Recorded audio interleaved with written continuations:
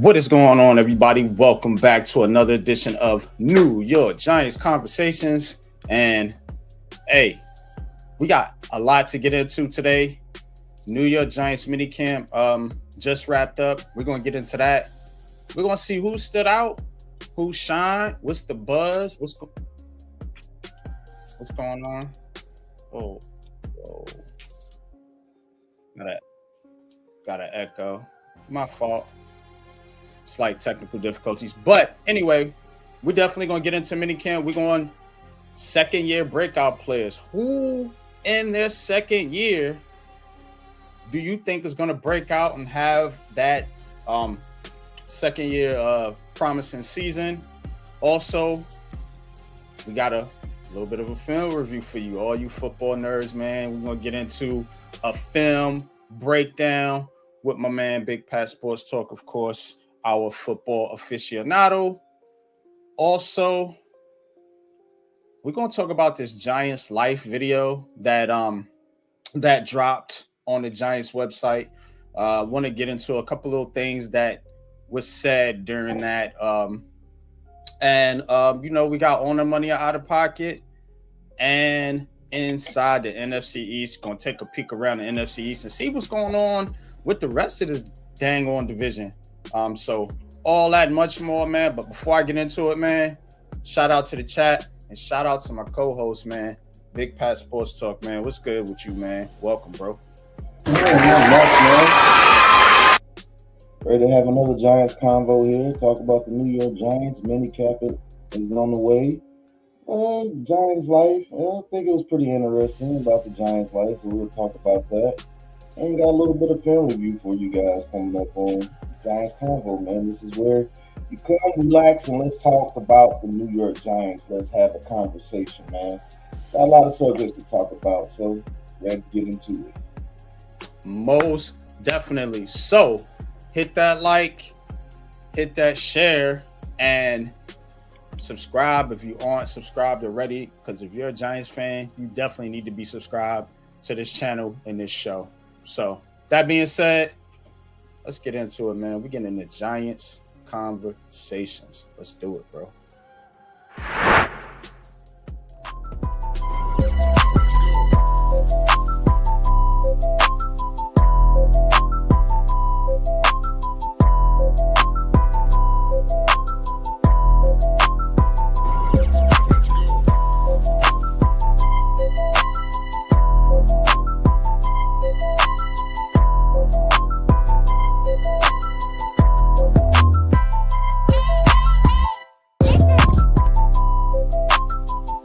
Welcome to Giants Convo.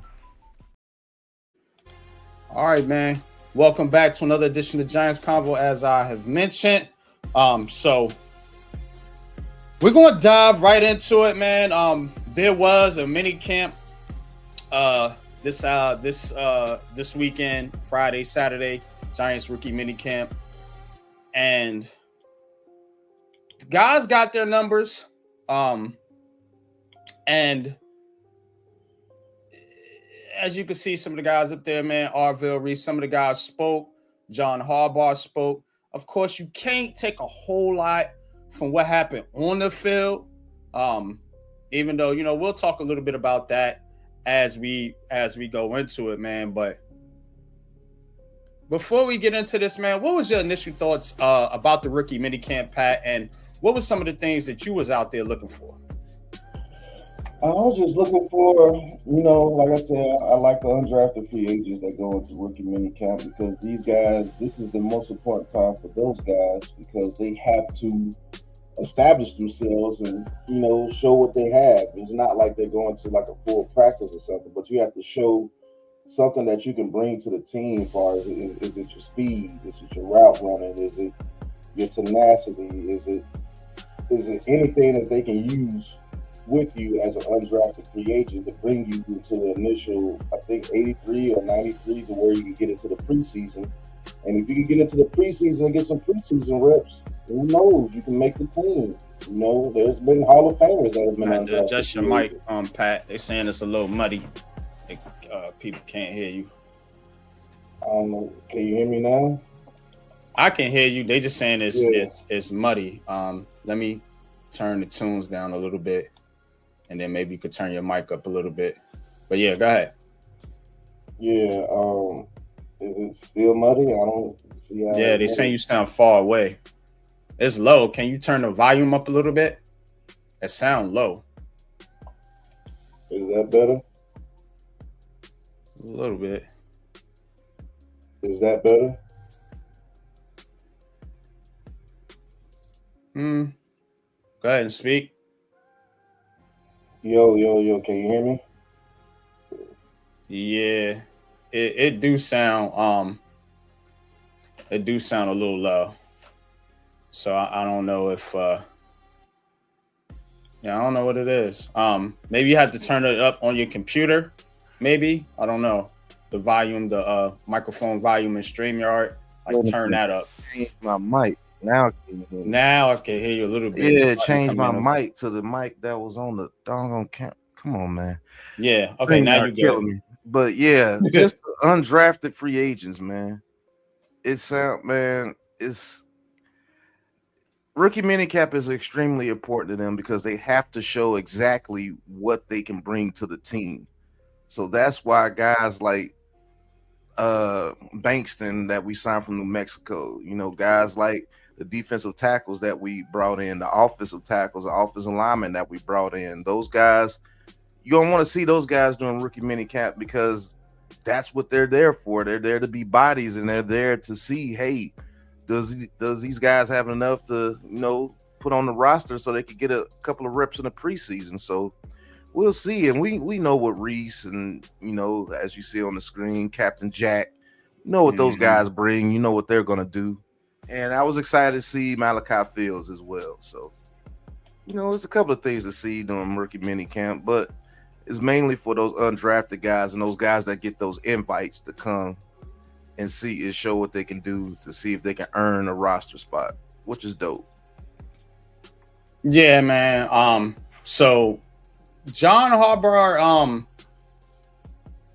talked about his goals for the rookie minicamp. So I'm gonna get into that. I'm going to hear a little bit from Coach Harbaugh here. Couple different clips here. Shout out to SNY Giants videos on Twitter. This is courtesy from their page. So let's get into. Let's share this one. Let's get in there.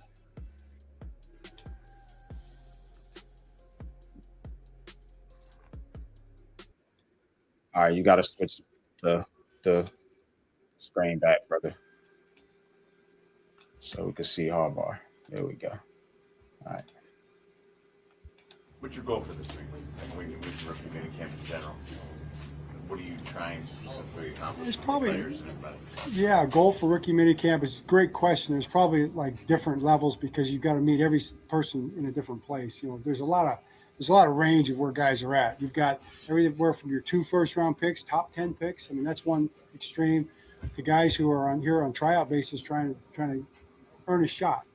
And so you try to accomplish all those things. You try to orientate the guys who are going to be here next week and are going to be here toward where you're going so they can be the most ready they can be to make the most out of next week and going forward. And then you try to see if you can find a couple guys too. And then with that, you need to have enough guys here to have a real practice. I mean, we want to be able to run some team periods and do a 2-minute period like we did, so we can see the guys move around like in a real kind of a football, kind of a not real football, but simulated real football.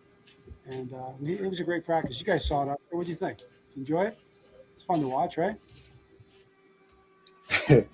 All right, man. That's John Harbaugh. John Harbaugh, one of these cats, man, that like when he talk, he make everybody listen. You know what I'm saying? Mm-hmm. Like you hear him, he's like, yeah, did you enjoy it? Did you have a good time? Like he's engaging. You know what I'm saying? And I think that's a good thing for a head coach. And he mentioned, trying to, basically trying to simulate, trying to get enough guys out there so they can really go at it, really practice. John Harbaugh is one of those coaches, man, that everybody says it. He coaches hard in practice. they're gonna make this team physical, by the way they practice, and if you listen to the beat reporters with the New York Giants, a lot of them, they'll talk about how the practices are and how they're structured and different things like that. So just hearing him say right there that he was trying to get enough guys out there to actually have a, do drills and have an actual team period. That is refreshing to hear. Also, I do want to get into this because those Odell Beckham Jr. questions came up during his sessions. So let's hear what he had to say on OBJ. I believe I got the right clip here, so we can play it when you get ready. All right, here we go.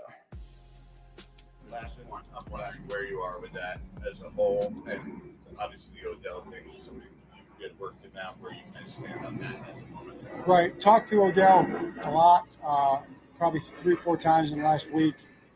Where he's at, where we're at.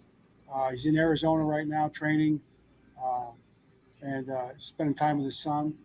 So I think the goal for right now is for him to train and get as ready as he can be, and then we'll see where we're at that time. So, for Odell, and this is the conversation that we had. We have just such an honest conversation about it. It's got to be right for both parties, and Odell wants to be the kind of player that can make a difference. I'm pretty sure that he can make a team in the National Football League, right now. But can he make a difference, and is it something he wants to do, and is his body going to hold up in the way he wants it to? All those things are questions that need to get answered for anybody at that age, Now, Odell, he's confident, man. He's confident, he's working hard, and he believes in himself. So I think we'll just play it out over the next month and into training camp and see where we're at. All right, so you heard him right there, talking about, and shout out to JCNYC for the $8 super chat, man. Appreciate you, bro. Thanks, man. Says just listen to Brandon Brown talk about players, new strategies, and overall development was awesome. World of a difference. Hopefully this elevates us. Yes, totally agree with that. Brandon Brown did speak. And some of the things he said was refreshing as well. I could pull that up for you guys here in a little bit, but let's just get back in the hardball real quick. And he talked about Odell, right? He talked about OBJ and where they kind of stood at, as we get into training camp with Odell Beckham Jr. Of course, Darius Slayton down with the injury, Malik Neighbors down with the injury, so. But the way he said it, Pat, you see what I'm saying? Like the way he said it, he was kind of like, he just keeps saying it's got to be right for both parties. So that tells me that somebody is not on the same page as far as it being right. You know what I'm saying? Now, whether I suspect that's Odell Beckham Jr. And it's not saying that this is an OBJ, like it's him being hateful or being an asshole or anything like that. It's just the fact that, as Harbaugh mentioned, this dude wants to play. He wants to be on a team, and he wants to contribute. He don't want to be your 4th or 5th receiver. And I'm telling you, if he comes to the Giants, he's a 4th or 5th receiver at best. So that's why he keeps saying it got to make sense for both sides. Because you're looking at it now, and you go and you sign him, and he's not going to sign for peanuts either. You're going to have to give him a decent contract. So you go and you sign him, and then you say, okay, OBJ, we got Neighbors, we got Malachi Fields, and we got Darius Slayton, and we signed Darnell Mooney. So we need you to kind of be our guy when we go to 4 wide receiver sets, knowing you're going to run the ball most of the time and be in 2 tight end sets. So, like, where does he fit? You see what I'm saying? And that's what I've been saying the whole time. Not a knock on OBJ. It's not a knock on the Giants, all the Giants fans. It's just not the right time for this to happen. It's not. The time is bad. Now, again, that's why he said training camp, because I think they want to see where Neighbors is at, where Slayton is at. If anybody else pops up with an injury, then you could say, okay, OBJ, you know, we're gonna be missing Leak for a couple weeks. You know, Slay might be down, you know, for half the season, whatever the case is. We need you out there, you know, to be our number 2 or number 3. That situation I can see happening. Outside of that, it's not happening, y'all. It's not happening. Man stood up there and pretty much told you that without outright saying it. But go ahead, Pat. Yeah, that's what I said from the very beginning. I said it's going to have to make sense for both parties. And right now, for Odell Beckham, it's just not making sense. I mean, not if he wants to actually come out there and contribute. Now, if he just wants to be a mascot, because that's basically what it would be, you know, bring him in. He'll put butts in seats. That's for sure. But does he want to be that guy that comes in and garbage time situations if we're beating up on a team, or if we're running a 4 receiver set or 5 receiver set, which, like you said, I doubt we run a bunch of that with the way John Harbaugh wants to run this offense. We're going to be running the ball primarily, and so that's going to get Malachi Fields on the field a little bit more because he's the best. See, they getting ready. Say, yeah, he's boy, the best blocker on the team as far from his position, and Harbaugh mentioned to get out there. So, are you going to take reps away from Malachi for Odell Beckham Jr.? Are you going to take reps away from Slayton or Darnell Mooney? Heck, are you going to take reps away from Neighbors in certain aspects as far as getting receivers? And you already know Isaiah Likely and Theo Johnson is going to be a big part of the passing game because he uses the tight ends a lot. So where does he fit in? That's why he keeps saying it has to make sense for both sides. Odell Beckham has to decide, does he want to come here and be third wheel at best? And I think that's beneath Odell Beckham Jr., to be honest with you. But we'll see. But there's no harm on either side. It just doesn't work. And that's just the way it is. Yeah, that's kind of how I see it too, bro. I don't see how it works for either side, you know, and it's not like I said, it's not nothing that is. It's like, you know, oh man, what the hell? You know what I'm saying? It's just it's bad timing. You know, it's one of those things where it's just bad timing. Now I am going to play this clip from Brandon Brown. Shout out to JCNYC, and he's gonna talk about Malachi Fields, and we're going to transition into our rookie expectations. Like, how do we feel some of these guys are gonna do this year? What is your expectations for some of these players? Personally, you know, I want them to just develop. You know, I don't need nobody except maybe that guy. He has to be out there immediately, but just because the state of our guard spot. But there is a guy I'm gonna talk about a little bit later that does give CC a little bit of a cushion there. But let's hear a little bit from Brandon Brown and his thoughts on Malachi Fields. I told you Malachi Fields, one of my favorite picks in this draft. I think once he gets his foot in under him, he's going to be a stud number 2 receiver, and I'm gonna stand by that. And let's hear what Brandon Brown has to say, assistant general manager. So let's hear him. Art, with Malachi, you knew when you went to go see him at Notre Dame, we call it our book of business, multi-year evaluation. You knew that he was a high school quarterback. You do a 2 or 3 year study, you watch him at Virginia, he has steady production. You actually get to see him from multiple wide receiver alignments, whether he's in the big slot, a different route tree on the perimeter, what he can do in terms of the top of the route, sinking for a big man, talking about working around the clock. You know, whether we talk about the playing above the rim. We saw all that this year at Notre Dame. You go back into 2 years prior at Virginia, you know, he's working at, call it 6 o'clock, 4 o'clock, reaching down, adjusting his body for a guy who's, you know, 6'4" plus and really 215 to 220. And with Malachi, we knew the kind of person we were getting. He was the same guy at Virginia, the same worker at Notre Dame. There was consistency in the person, consistency of the approach, and then he shows up at Senior Bowl and does it again. So just seeing high level of consistency in different arenas over multiple years, it gives you comfort of knowing what you're going to get year one. That's going to be low startup costs in terms of getting the player on the field and contributing for us. Yeah. So you heard Brandon Brown speak there about Mr. Malachi Fields. Now,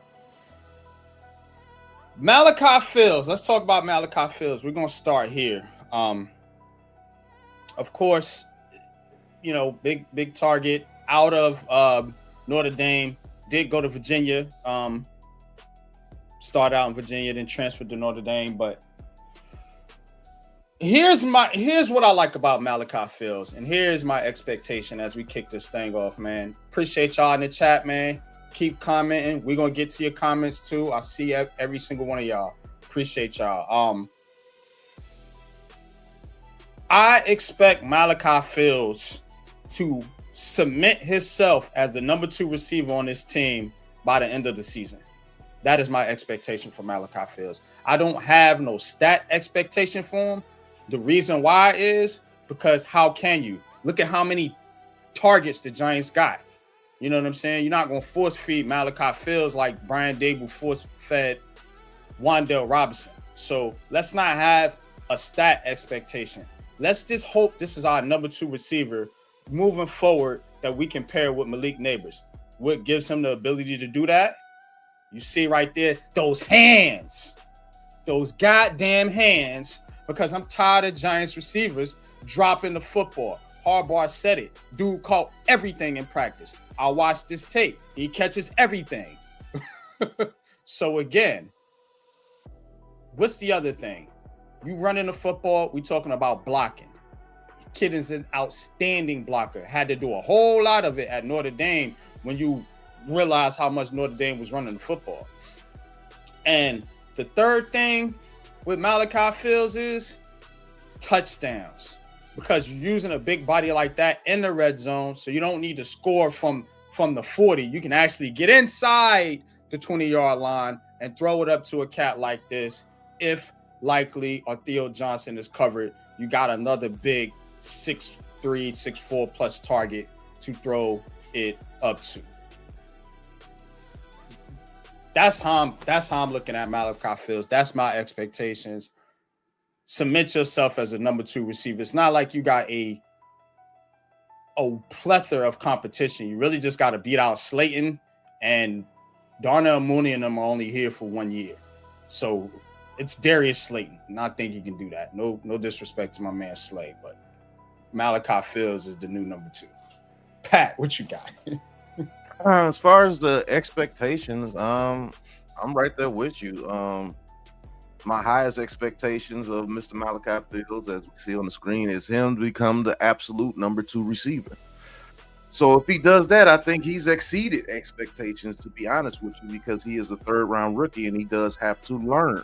But as far as, like, I think that's the highest plateau for him this first season, become a legit number 2 receiver, like a Jordan Addison to a Jay Jettas or somebody like that, to Malik Neighbors. Now, my absolute expectation, what I need him to hit, is become the red zone threat. At the very least, be that guy, be the possession receiver and red zone threat for the team.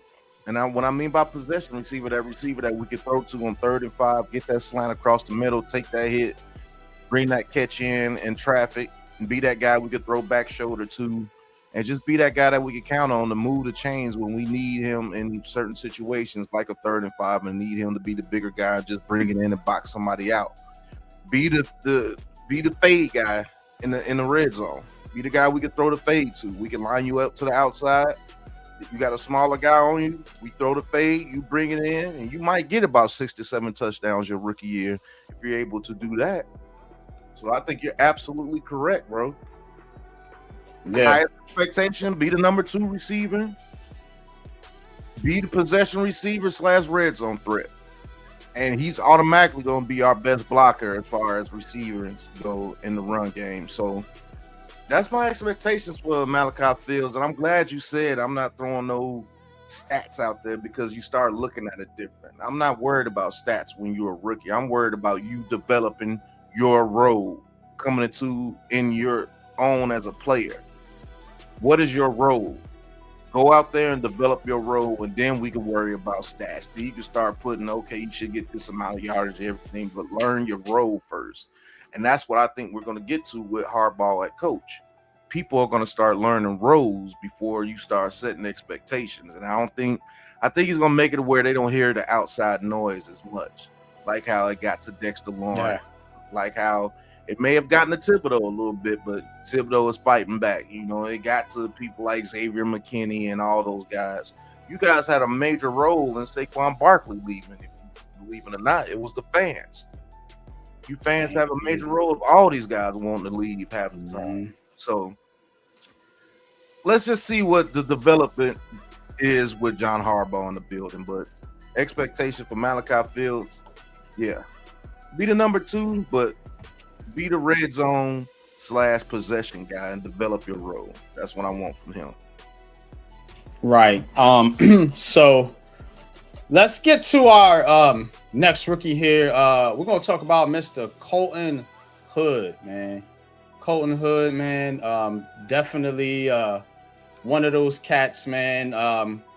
That the Giants they're gonna have to depend on a little bit more, possibly than a guy like Malachi Fields. And again, the reason is the state of the Giants cornerback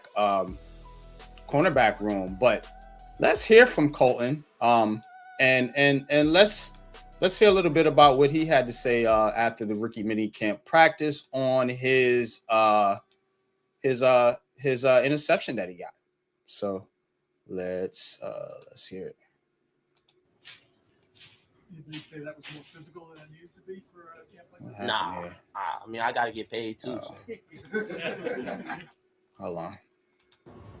One thing I noticed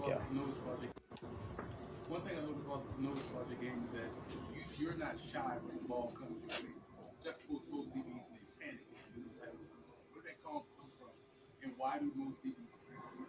I think a lot of DBs panic just because they're not great at tracking the ball. I play baseball, play center field, so tracking a football is 10,000 times easier than tracking a baseball. So it's easy. I mean, I wouldn't say it's easy, but it's something that I've been doing my whole life, so it comes natural to me.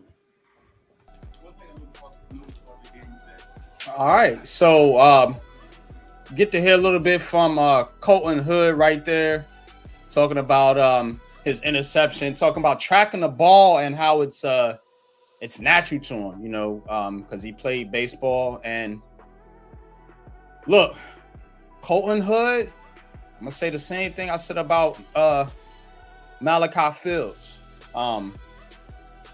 I expect him to at least be a number 2 corner, at least. I'm not gonna put the number 1 role on Colton Hood, but I'm gonna go a little bit sooner with Colton though. I said end of the year with Malachi Fields. I'm looking for him to take this spot a little bit sooner. Look at this dude, man. This dude is confident. He's a dog. You can hear his demeanor and how he talks and that's why I like playing these interviews. Kind of get a vibe from a guy. I think he's confident. I think he's gonna go out there and do it, man. And he spoke about those ball skills. We need a corner with those ball skills, man, to be able to come up with those interceptions. And again, Harbaugh talked about press man. He talked in this interview. Y'all can go watch the full scope of these interviews on Giants.com or SNY if you choose to do so. But Harbaugh spoke a lot about Colton Hood and how he had him out there in press. The Giants want to play press man. Colton Hood, you got to beat out Deonte Banks, Paulson Adebo, and Greg Newsome. I expect you to beat out at least 2 of them to be the number 2 corner on this team. Now, can he develop to the top guy? Maybe, but I'm not going to put that expectation on him right now this season, because you got to think Banks' option didn't get picked up. Bye-bye. Greg Newsome, 1-year deal. Bye-bye. posting the Debo, you want to get out that contract by next year. So we need Colton Hood to step up and be a top corner for this team. Not maybe the number one guy, but at least be a starter. That's my expectation. What you got? My expectations for Hood is to actually go out there and be the press man corner that the Giants want him to be, and drafted him to be. And if he does develop that, I mean, he is going to get reps on the outside. I mean, the only people in front of him is Deontay Banks, Newsome, and Paulson Adebo, and all those guys could possibly not be here next year. Deontay Banks on his last year, he got his fifth-year option decline. Paulson Adebo, you're going to want to get out that contract after this year. Greg Newsome only has a one-year deal. Cordell Flott went to Tennessee. Drew Phillips is only a slot corner. So it is going to be Colton Hood. I'm not even going to say his expectations. I think it's a must. It's a must that this kid step up and at least be the number 2 by the end of this year. Because you're hoping that Paulson Adebo can, turn the corner and be that number 1 corner that you gave him the money to be. But I'm not seeing that happening no time soon. Are you dependent on Deontay Banks? I think he's a better kick returner than a DB right now, but maybe it was the development of him that slowed his progress down, because when he was a press corner and wing system, he actually looked like a number 1 draft pick, a first-round draft pick. So maybe he can get back to that. Greg Newsome, let's see if he can get back to what he was doing with the Cleveland Browns, because he was better in press man coverage. So what I want to happen is this kid to have to sit and learn, because our other guys have stepped up so much. But I believe the expectations are going to be heavy on this kid his first year. And is it fair? I don't know. Harbaugh does have a relationship with him. He worked with his uncle. I forgot Rod Hood was his uncle. Yeah. So he has expectations for Colton Hood, and maybe that's why he's a Giant. To be honest with you, since that defensive tackle from Ohio State was taken, Colton Hood was next on the board. They said it in the show. So we'll see, man. I just hope this kid doesn't get thrown to the wolves out of necessity, just to wrap it up, to be honest with you. I hope he doesn't have to go out there because we have no choice. Yeah. And I think the Giants have built a team that Locked On Commanders, man. Shout out to you, man. Appreciate you. We're gonna get into Inside the NFC East here pretty soon. Locked On Commanders, man. So keep it locked here. We're gonna be talking about your Commanders. Some interesting things going over there in Washington, man. Definitely waiting to dive into that, man. I got it cooked up for you, man. So appreciate you. Make sure you hit that like and subscribe for us. We do this every Sunday. All right. Let's get into our next guy here, and that is Mr. CC Maui Noah. So we're gonna get into hear a little bit about what CC had to say about playing guard. Of course, that's where he's gonna be starting out at guard for the New York Giants. So let's hear what my man CC had to say on that. Thank you for tuning in, and we from right here, brother. You. Yeah, man. Hit that like shout out to Australia though. Shout out to Australia, man. There's a guy I follow that does content from over there, man. So not sports related, but again, I like Australia. I mess with their people, man. Aboriginals. They are Aboriginals. So yeah. That's probably why you said that. Yeah. Shout out to y'all, man. But we got Aboriginals over here too, man. You looking at them, man. Appreciate you. Let's get into CC and what my man Big CC had to say.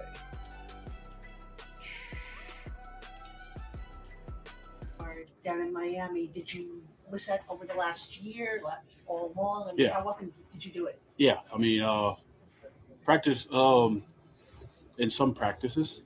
In the spring, fall, summer workouts, I was practicing in guard. But then when it comes to the game weeks or in season, I gotta focus on tackle. But I pretty much practice every year from freshman, sophomore, junior. You mentioned that you practiced it. All right, in so Miami. Did you- CC talking about practicing at guard. Of course, he's lining up at guard in minicamp. Expectations, starting right guard for the next decade. That's really how I'm looking at it. I ain't gonna lie to you. I have high expectations for this man right here. And I think he has high expectations for himself, and because you can tell by his demeanor, you can tell he's going to go out there and give it everything he got. And that's what John Harbaugh wants. And again, you're looking for pillars on that offensive line. You don't want to turn over your offensive line, 5 new guys every year. You just keep turning it over. So you're looking for staples, rocks that can anchor this thing for the next decade. The Giants used to have that. They used to draft those type players. We haven't been doing that. So when you combine this man right here with, Andrew Thomas, which he's later on in his career, but you want to extend that too, and Jermaine Illuminor as well, and then you can bring in Marcus Bowe, who I'm gonna talk about a little bit later. Hopefully you can get John Michael Smith's his play upped, and you can have those pillars on your offensive line for the next decade. Look, people, don't overreact when CC has a bad game, because it's gonna happen. He gonna get beat. It's fucking beast edge rushers in this division. We're gonna get into the NFC East in a little bit. This division is tough, so don't overreact. Let this man develop and let him get his feet under him. And I don't think it'll take long, but please give this man some time to establish himself. And I do think he will, and I do expect him to be the right guard for the next decade. I don't think the Giants move him either. I think once he's at right guard and he's really locking it down, no need to shift him out to tackle. If you lose Jermaine, just get another tackle. But that's my expectation for CC. Yeah, my expectations for CC is him to be a very solid guard in his very first year, and I expect him to be an All-Pro by his third year. He has that ability. Now, as far as expectations, we already know we have lofty expectations for him, and we traded the pick to get him. We traded Dexter Lawrence to get the pick to get him, so there's going to be lofty expectations to get him. And a lot of people have a lot of good things to say about him as a player and as a man. But what I'm going to be looking at, what's going on, Chief Beach? Salute. What I'm going to be looking at is when he plays the division.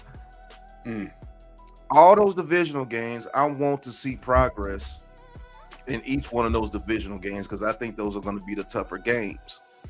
I'm not looking to bash him or anything. I'm looking to see how he is progressing and developing, playing in a division where he's going to have to play 6 games a year against these people. He's going to have to go against Jordan Davis and Jalen Carter twice a year. See what I'm saying? He's going to have to go against Quentin Williams and Kenny Clark twice a year. So those 2 games, especially, Washington got the Payne and the Kinlaw, which are good as well. So those are the 3 games, 6 games I'm going to be watching to see how he develops, because I know he's a no-nonsense guy. If you actually watch that interview that he had with Neighbors and Michael Parsons, you can tell that he wasn't liking the vibe that Parsons was giving him. Parsons was like looking over him and was saying, "Yo, don't worry, just blame the ACL and all this." And he was like, "Okay, cool." But then he couldn't leave without saying something to Parsons. He was like, "Look, I ain't ducking no smoke," because basically that's what Parsons was telling him. In a how petty dudes be. They'll say some stuff like what they really mean. And so basically he was telling Francis, "Man, you don't want no smoke with me. I'm finna come and destroy the league." And then the little crazy dudes saying that we play the Packers when we don't even play the Packers. And he was just being, it was a lot of pettiness in that room, man. I didn't like it. And he didn't like it. Yeah. He told him, hey, I ain't ducking no smoke. So if we would have played the Packers, him and Parsons would have had words. And people forget that him and Reese had a lot of words when they played each other. They're just teammates now. Yeah. And I want to see if that actually comes to a head in practice. Not saying they're going to fight, but I do think Reese is going to come at this kid. And I think Francis is he wants all the smoke because he showed him in the playoff game. So that's going to be fun to watch those two guys go at each other. I think they're going to be best friends by the end of it. Definitely, man. And yeah, he's a comp. I told you, Pat, the Giants drafted dudes with attitude. They drafted dudes that's like, nah, F that, bro. Bring it. We not running, yo. It started last year with Scatbo and they and Dart. Yeah. You could see that. They was like, Cowboy, what? Let's turn up on these dudes. Screw that. Eagles, what? Let's turn up on these dudes, bro. We ready. Now you bringing in this cat and Arvell Reese and Malachi Fields. Malachi Fields is a quiet dog. He just gonna go out there and just bully. Malachi he ain't gonna probably talk a lot of guy. Yeah, he gonna be a quiet dog though. You know what I'm saying? But these dudes, especially CC, that offense gonna be talking, boy. Dart, Scatterbo, Neighbors, CC, they gonna be chirping. See, and if anybody does any, like, try to do any slick type things to Jackson Dart or anybody in his vicinity, he's going to be the dude that you're going to have to calm down. Yeah. You can look at him and tell him that his blood is boiling already. So when he gets out there on the field, it's me versus you. And the Samoan culture is not going to be them. It's going to be you. Like, seriously, if you ever been around a bunch of those dudes together, those dudes are huge, bro. Yeah. And then when they showed that he was 6'5", 6'6", and still that stocky, he's not slender, he's stocky at 6'6", that is ridiculous. So is he gonna get a couple of penalties? Yes. He might get you a personal foul here or there, and Harbaugh will be like, hey, come here, calm down. I still want you to be tough, but calm down. Okay, coach, and he'll go out there and do Let him feel it. Let him feel it. Yeah. We need that. But it's not a dude that is not. You ain't gonna be able to punk us like you used to be able to punk us. I'm telling you that now. That ass. Reese and them are the same way, but yeah, and that's who we going to next, man. My man Arvell Reese. Arvell Reese, man. I'm gonna tell you right now. He another one of those dudes. He just gonna show you. Yeah, like he's like, this is the most dead ass. When I say like when you know, we from New York, whatever, you know, slang terminology, yo. But when we say dead ass, that's what you looking at somebody like that when you say dead ass, because that's who he is. I might nickname him dead ass, bro. DA. Cause dead up, word up, bro. He ain't playing no games with you. None. He's serious. He's a serious ass player. CC had to tell this dude, just like, yo, smile, bro. You in the NFL now. Fucking his mind, he like, nah. Yeah, when CC gotta tell you to smile, it's like you just not wanting to be messed with. So dead ass, bro. But let him tell you how dead ass he is, man. Let me get to the clip.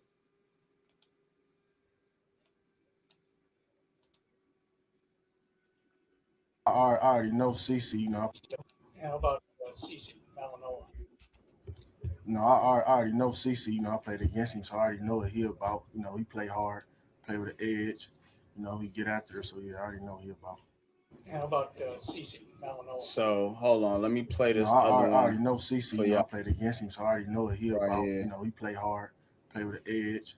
You know, he told that I'm one of those guys who's willing to get better. What do you want to show them right away? I want to show the team right away that I'm one of those guys who, you know, rather be seen and not hurt, especially as a rookie. I feel like that's what you gotta do. You gotta know what you're going on the field before you try to say what you're about. So, just get on the field, minimize mistakes, and just show that I'm one of those guys who's willing to get better every day. And that's what I'm talking about, bro. Like, nah, bro, I'm just gonna show you. I ain't gotta get up to y'all media clowns and do all this talking and hoobla, blue blah, and puffing out my chest. I'm just going to go out there and show you MFers what I'm finna do to the NFC East. Yes, goons. This is a goon. You got a goon on defense. You got a goon on offense. And he ain't no thuggish, like you said. He ain't out there, no, bro. He just out there like, not say none of y'all. I'll show you what I'm gonna do. You're gonna see. You're gonna see. Expectations for Arvell Reese. Man, again, I'm not gonna put no stat expectations. Like he said, I want to see the intensity, the aggressiveness.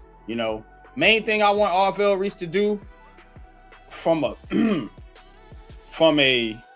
football standpoint, which I think he can do very well, is just make your tackles. That's it. Just make your tackles. Because if he makes his tackles, he's going to have a whole bunch of tackles, a whole bunch of sacks, a whole bunch of tackles for losses. You know why? Because he's going to get there. He's going to get to the ball carrier, dog. One of them going to get there. So, again, I'm just looking for him to make his tackles. Play fundamental sound football. Show them, like you said, that this league ain't too big for you and that you could fit in at off-ball linebacker because everybody's saying you an edge rusher and you this, you that.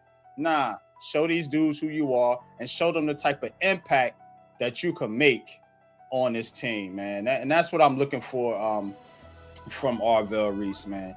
Make your tackles and show people the type of impact having actual linebackers out there and what a difference it can make, and that's one of the main things that a linebacker can help with, making your tackles and helping in run support. That's a small goal for a 5th overall pick, but that's how I'm seeing it right here. Just because the Giants have so many dogs out there, how can you put high stat expectations on Arvell Reese when Kayvon Thibodeau, Abdul Carter, and Brian Burns are all looking to get theirs because those guys are looking to get contracts. But that's my expectation. I just love this dude's demeanor, bro. Dead ass. DA. Yeah, that's the perfect name for him. Is what he is. He's dead ass.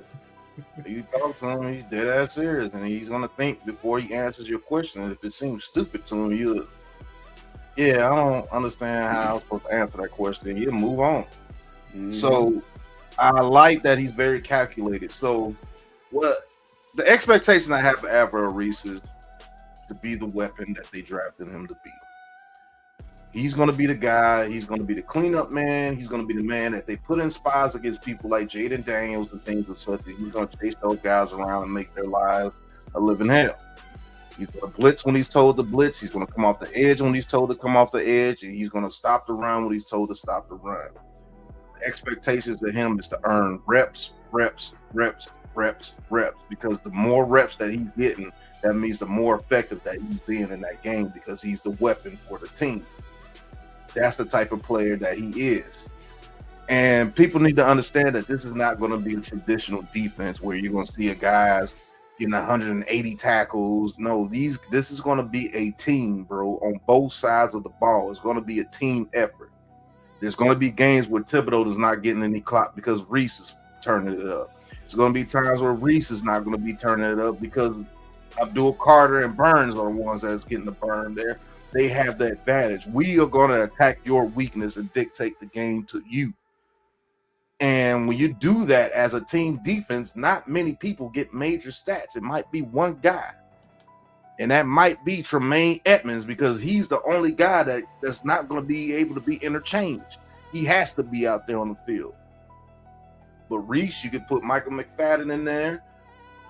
or Reese, or you could put up Dual Carter next to Tremaine Edmonds, or you could put Brian Burns there, put Reese down, Thibodeau at the, you know what I'm saying? So it's going to be all over the place, and people are going to try to compare him to Sonny Styles immediately because they both got 52.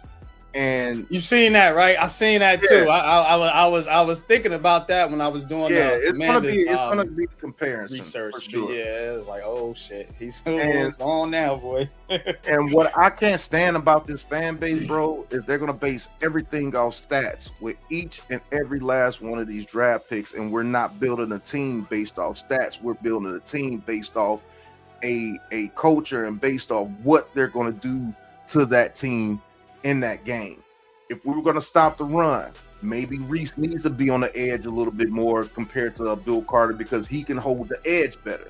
So maybe Abdul Carter switches to off ball linebacker, and he's not going to get as many minutes as he used to be, and Reese will get those edge minutes because we're playing somebody like the Eagles, and we need somebody that's going to be able to hold that edge. So if I can move Abdul Carter and let him run free and let this monster hold the edge better than anybody as far as the edge rushers, then yeah, he's going to get those reps, and maybe he does get a sack or two in that game because he's running the edge. So it's going to be fun to watch. It's going to be fun to watch for people who love football. I'm going to say that. If you love football, you're going to like watching this defense this year. I promise you are, because Harbaugh is going to work, and those guys are going to play all over the field, and Reese may only have 60 to 70 tackles throughout the year. You don't know why? Because he's chasing around quarterbacks. He's in spy. He's running underneath drag routes because he's fast enough to do it and recognizes it. So you're gonna have a lot of people bashing this kid, and I already see it, but it's gonna be fun to watch this week. Yeah, man. I can't wait, bro. Honestly, man, I can't wait for this kid to get on the field. And look, we got a dog, bro. We got a few of them, man. And like I said, the Giants are finally becoming a tough team. Shout out to Chef Spicy Noodle, man. Appreciate y'all. It's a bunch of y'all in the chat. Easy Cash, salute, man. Dane, the beautiful monster, salute. Iman Perry, of course, salute. Coach, salute. King Jers, salute. I see y'all in the chat. Keep tapping in. This is Giants Conversations.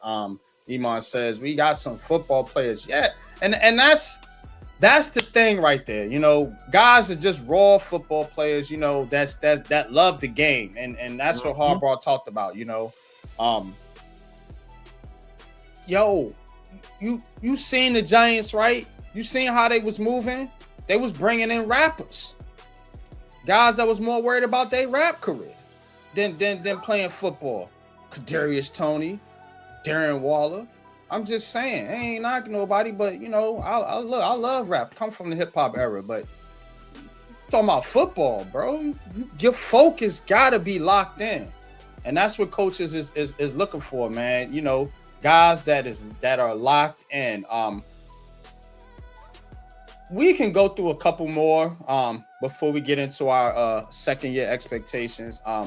I don't have a lot of expectations for the 6th round picks because they're 6th round picks. So that's why I didn't really have a ton of information to talk about, but we'll go through it real quick. Bobby, Jameson, Travis. I think if I'm being realistic, man, just get a roster spot. Get a roster spot and you know, be a run stuffer. I mean, that's really what you're asking this kid to do. I mean, can you take DJ Reader's spot in a year or two? You see what I'm saying? That's why I'm looking at Bobby, Jameson, Travis. Learn under DJ Reader, Shelby Harris, the veterans that's in here, Lake Fontu. Learn under them, get you some experience, and not even maybe in 2 years, because they signed Reader to a 2-year deal. Maybe in 2 years, you can be that run stuffer that the Giants need, and they won't have to draft one high in the draft, you know, because they already have you on the roster. So at worst case scenario, be a solid backup. But yeah, the coach says this new coach mindset has reinvigorated my passion for the New York Giants. I'm so excited to see development and eventual execution of these players. I'm right there with you. I was very down on the Giants for some years, and I'm excited. I'm excited to see what they're going to do this year. And I kept my word. I said I was not going to support the Giants with Brian Daboll as the coach. Brian Daboll's not here anymore. I don't have to hold that grudge towards the Giants no more. So I'm coming at it with fresh eyes. That's why I'm speaking to you guys. How I'm speaking to you now. I'm not dogging them. I'm just keeping it even, kill, and fair. You know what I mean? So, but I am excited about calling Giants games this year, more so than I have been in the past. But Bobby Jameson, Travis, Pat, shout out to you, Cave. Appreciate you, man. I'll be tapped into you guys later on today with the Knicks playoff game, man. So shout out to you. But yeah, what you got on Bobby? Bobby. Bobby. No, Bobby. But expectations. Get your roster spot. Get your roster spot as a 6th round pick. Nothing's guaranteed to a 6th round pick. That's for sure. 6, 7 round is almost like undrafted free agents, to be honest with you. If they don't show anything, there will be another person that comes and takes their spot. So earn your roster spot. And I'll say this, my highest expectation is him earning playing time when it comes to 3rd and short and 4th and short situations. Be the guy that they call upon and be like, hey, Bobby, get in there and let's stop somebody. Get in there in the nose and let's clog up this run so we can get up off the field. Be that guy. Because that's what they're going to want you to be. That's what they drafted you to be. You see what I'm saying? Big number 97 there. Got Dexter's number. Don't like that, but we'll see. It's okay. Because a lot of people, as soon as he comes in there, who's the Dexter? But it's really those Twitter guys. But anyway. Lawrence's number is not retired. I don't give a damn who wears. There's going to be a lot of other 97s to come along. Yeah. Else Bobby Jameson Travis becomes a Hall of Famer. So I mean, we'll be fine. But yeah, just be the fat man. Basically, be the fat man. Hey, it's 3rd and 2. You know they can run a power. Bobby, get in there. That's what I want him to be. Okay. Put that hand down, get right over the center, and there you go. Bobby James and Travis allow Averill Reese or whoever's at the linebacker position go there, hit somebody, and they stop him short.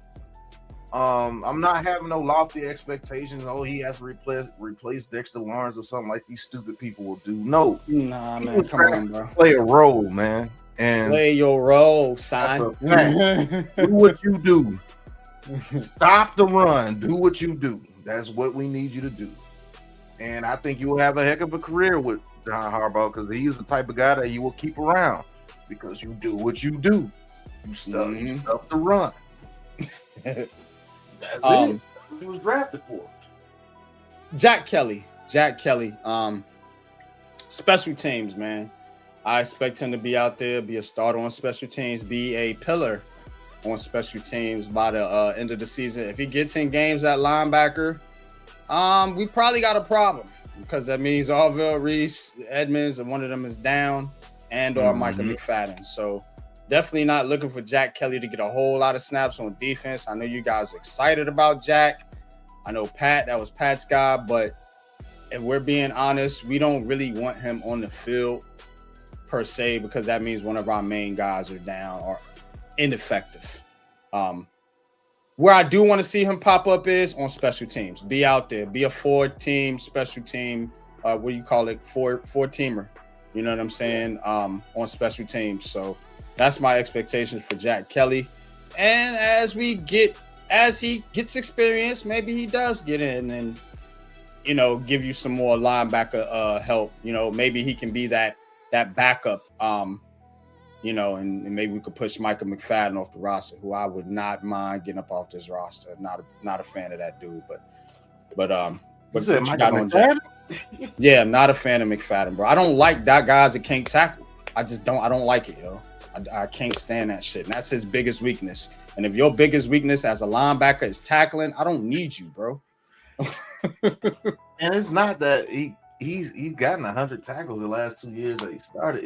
He misses a lot. He's supposed to be. Yeah, The, I don't like that. the clutch tackles. Yeah, he getting those garbage tackles where you chasing the dude from behind and you put. Yeah, I don't like shit like that, bro. So expectations for Captain Jack. You know, this is one of my favorite Jack draft picks, man. I predicted this dude to go to us, man, on my very first mock draft, man. Shout out to Captain Jack, man. My expectations for him to be a Pro Bowl special teamer within his first 2 to 3 years. I think he could do that, especially on special teams. Now, the linebacker, I'm expecting him to push Michael McFadden for snaps. I don't know if he pushes him off the roster, because if he pushes him off the roster, that means he's balling. That means Harbaugh said, "Hey, look, Micah." Maybe not this year, but definitely by next year. Definitely by next year. Yeah. But maybe this year might be a stretch. But yeah. So my expectation is for him to be that guy that comes in if Reese or Tremaine Edmonds needs a breather or goes down, and be a very good backup for this team. You know, and if we do, because Tremaine Edmonds is still very young, even though he's been in the league like 8 years. He got a 3-year deal, so he's gonna be around for a while. After those 3 years, you know, his contract could be coming up, and maybe he can step in and be next to Reese. They'll have somebody else by then. I know. I see where this is going, bro. They're gonna keep drafting linebackers and corners. So they get that young duo that they want. And so when Tremaine Edmonds leaves in 3 years, it's gonna be Reese. We'll talk about it, but I know what's happening. A lot of people don't see it, but I know exactly. Yeah, I know. Yeah, I see it too. So he's basically training Reese to be his replacement. So yeah, pretty much. But Captain Jack, man, love the pick, man. Special teams Pro Bowler, pushing to be the primary backup linebacker within the next year or two. That's my expectations for him. Right. Last guy, JC Davis. JC Davis, the other 6th-round pick. Salute. Shout out to you, Miz. Let's get into JC Davis real quick. Offensive lineman, tackle. You know, you got CC, but this dude, he could be okay. My expectations for JC Davis, tackle out of Illinois. That's what we're talking about. Drafted in the 6th round. I expect him to give the coaching staff enough confidence by the end of this year to cut John Runyon and move off from John Runyon, and he can be the left guard / swing tackle with Bo. So how I would set my lineup, you got CC, you got Jermaine, you got CC, you got Smits, you got Runyon, you got Andrew Thomas. I want JC Davis to slide into Runyon's spot, and down the line, I'm gonna want Bo to slide into Illuminor's spot. And so then you have that. Your line is young and experienced, and they can actually grow together. Now the center is kind of waffly, but if you can get John Michael Smith up to par, he's still a young guy as well. So Andrew Thomas would be the one you would need to replace at some point, because he is getting up there and he's always injured. My expectation for JC Davis is for not to get a whole bunch of playing time, or even though I think he will get some, just because you always got to account for injuries. I want him to show the Giants coaching staff enough where they're confident, because right now they're not confident letting John Runyon go. That's why he's still here. Otherwise, I think they would have cut him. They would have cut him and saved that money. You know, Joe Shane is a penny pinching GM. They trying to save as much as they can. So they would have cut that dude. So I do think that they want to make sure, like, all right, we good now. Not like Gettleman and all of them did, where they was just penciling in Evan Neal and all these dudes in as starters. They want to make sure, like, all right, we lose Runyon, make sure we we good over there, because we don't want to just get rid of this dude, put a rookie in there, and he ain't ready. But by the end of this year, let's hope he is ready, and let's hope we can get Runyon off this team. And I want some road graders out there, man, so we can really get this running game going downhill. But that's my expectations for JC Davis. A little bit higher expectations, but I got high expectations for these linemen, bro. I don't know why, man. I'm tired of this Giants line being bad, bro. I'm tired of it. But what you got on JC? I know we're gonna get into JC Davis a little bit later. Yeah, JC Davis, I'm with you. Expectations is to push to be that backup left guard swing tackle position. And the push it to where, you know, John Runyon's high contract is like, yeah, we could put JC in there and save a lot of money. And he's developed himself into being a left guard. I think that is the plan for him. In all honesty, I think they're going to work with this kid a lot. And I like what you said, man. JC Davis and Marcus Bowe replacing, you know, Runyon and maybe Illuminor down the stretch. I think we gave Illuminor a 2-year deal or a 3-year deal. Yeah. Mm-hmm. I think it's 2 years. So in 2 years, Marcus Bowe will be in his 3rd year or 4th year? Well, 3rd year, going into his 4th year. Mm-hmm. And all those guys will be young. And yeah, we have our own version of the Dallas Cowboys and Eagles line. Yep. You know? And keep doing it. Keep drafting them. Yeah. Keep bringing them in the pipeline. This is the foundation that Harbaugh's establishing now. We got veterans across the board, you know, outside of CC, which he acts like a veteran. So, but down the line, yeah, you want to, all right, we lost Illuminor. Oh, the Giants lost Jermaine Illuminor. They line going to be ass. Nope. Got Marcus Bowe. Mm-hmm. Oh, they lost John Runyon. What they going to do now? Nope. Got JC Davis. And that's what the Cowboys been doing. Oh, no. We got another Tyler we can put in. Lost one Tyler, pick up another one. Lose one, pick one up. Yeah, Tyler Beatter, Tyler Guyton, Tyler Johnson, Tyler. You know, we lose a Tyler, we gain a Tyler. We lose one, gain one. Lose one, gain one. You know, that's how it be. You see the Eagles, they went and got that big left tackle from Miami that I was talking about. We could get in the later rounds. And they as soon as Lane Johnson get ready to move on from him, he's gonna move. Here he come. Markel Bell. Where did this dude come from? Right. Oh my God. So it's time for us to start getting with the program, you know? Yeah, most definitely, man. But we're gonna switch gears, man. We're gonna get into, we talked about the rookies. So let's get into some of the second year players. Remember, Giants had that big rookie draft class last year. I want to get into some of these second year players and which second year player do you expect to take a leap? Which second year New York Giants player do you expect to take a jump this coming up season? You know, now looking at last year's draft, you know, you have Abdul Carter, Jackson Dart, Darius Alexander, Cam Scatterbull, Marcus Bowe, Thomas Fedone, and Corey Black. That's the dude I couldn't remember. I was like, I knew they had one more pick. Who the fuck was it? It was Corey Black.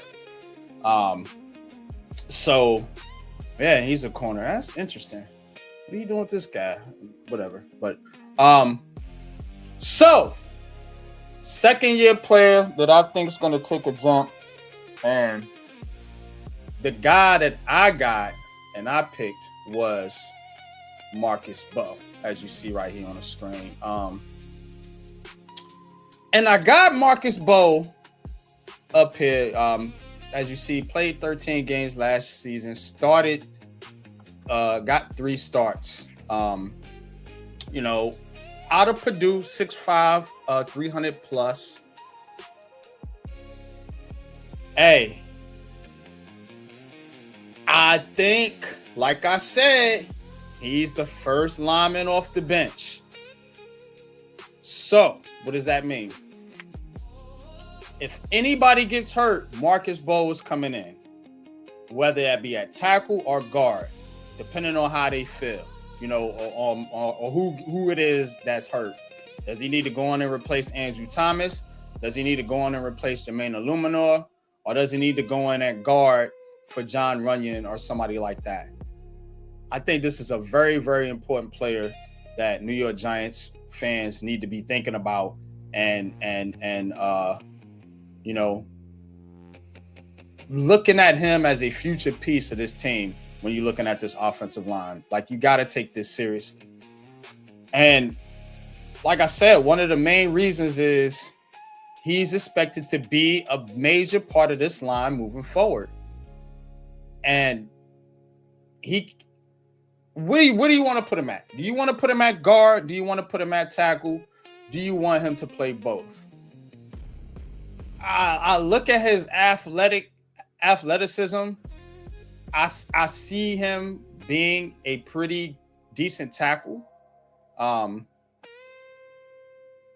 But why not have a guy that you can slide in at either spot? Remember they had David Dill. I watched David Dill on the Giants offensive line play every position, and to help that line. Now, that's not the sexiest. The offensive line already is a non-sexy position, but again, especially when you talk about backup offensive linemen. So, look, man, we all know Jackson Dart needs to take a leap. We all know Abdul Carter and Cam Scatterbo, but who's talking about Marcus Bowe? Unpopular Opinion Sports is. Y'all hit that like button.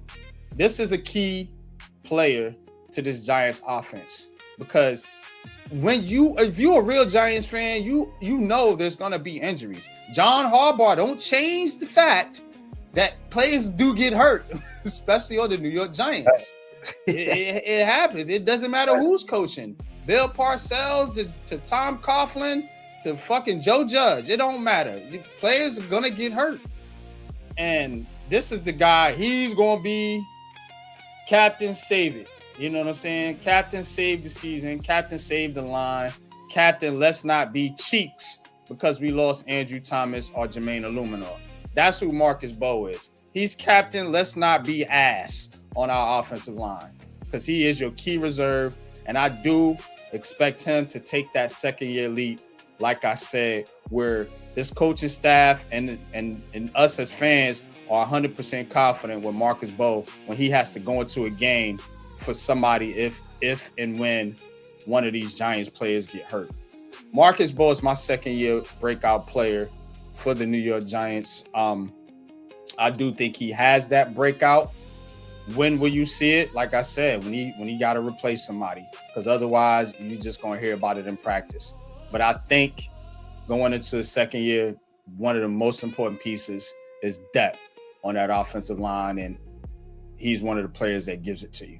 So, Marcus Bowe, what's your thoughts, though, before we get into your guy? My thoughts are Marcus Bowe, I want him to be able to stop people from saying this. Not a shot at you, Miz. What's going on? He says his O-line had the potential to be a big-time processing, dominant O-line. He is Thomas being healthy. I want him to be the guy that stops people from saying that. I want him to be the guy to say, if Andrew Thomas gets healthy, okay, we got Marcus Bowe, we good. Yeah. You know what I'm saying? He's definitely the guy that's supposed to do that for us. And I think he has the potential to do it. He has a nasty streak about him as well. Mm-hmm. Like, when he gets in there, he wants to play. And yeah, don't let the little curly hair and the little light skin look fool you. That dude's a dog. We met him at the Senior Bowl. We talked to this guy. Yeah. So I think he wants to play. See, he's the type of guy that wants to play, and I think if you put him out there on the field, you won't be disappointed. Will he have some growing pains? Yeah, because he's not getting a lot of reps because of Andrew Thomas. But guard, somebody even just said center. That's interesting. I don't think he cares where you put him at. That's interesting. He wants to play. If I'm looking at it, I don't think center is out of the picture. You know, Not if you can do it. Yeah, if you honestly are kind of iffy on John Michael Smith, I think this guy can do it. I mean, he's got the size. He's a smaller lineman. And 300 pounds don't sound like a smaller lineman, but when we be scouting these linemen, man, these dudes be 350. Coach just put in. They got a 410-pound lineman out there. Yeah, that's somewhere. crazy work. So this is a smaller. Yeah, this is a smaller lineman. Weight wise, so yeah, I think he fits perfect at center, you know, or as a light tackle, athletic tackle. Not sure of guard, because those guards tend to be a little bit fatter, stronger. They carry a little bit more stomach on them. You know what I'm saying? So, yeah, man. But yeah, definitely got high expectations for Marcus Bowman. But couple comments here. It says Darius Alexander, that is a good one. I thought about him as well. Yeah, when that's somebody you could definitely put as a breakout player as well. Uses his hands good. Pause. Yeah, yep. That's the athleticism. Hands, feet, mirroring. Where you going? You going here? You going there? That, see what I'm saying? That's where them light guys can really excel at. You know what I'm saying? Now when you get bull rush, you know, you're gonna have to get a little bit strong on that bull rush. Mm-hmm. You see what I'm saying? But as far as, you know, just stand in front of a dude, I think he'll be fine. But again, center, that's a good shout out to you, Mac with Dvortex. That's a good one. Really wasn't thinking about that, but it possibly he could be a center. He does have the frame to do it, I believe. But let's get to your guy. Okay, well, my second year guy is going to be the obvious choice. It's going to be Mr. Abdul Carter. I think his role expands this year, and I think he gets to attack a lot more this year within John Harbaugh's system. And he got to keep Chuck, who knew how to use him. You know what I'm saying? Chuck knew how to use him, so Chuck is going to tell Harbaugh, hey, look, this guy, how you got to use Mr. Carter, man. He's going to fly around the field. He's going to do whatever you need him to do. Just make sure that he's off the ball and he can fly around the field and he'll make some plays for you. Let him rush that quarterback. And I think he might get a double-digit sack season this year, because I think he's going to get a lot more reps at the edge over Kayvon Thibodeau this year. Not to say that Kayvon Thibodeau's not a good player.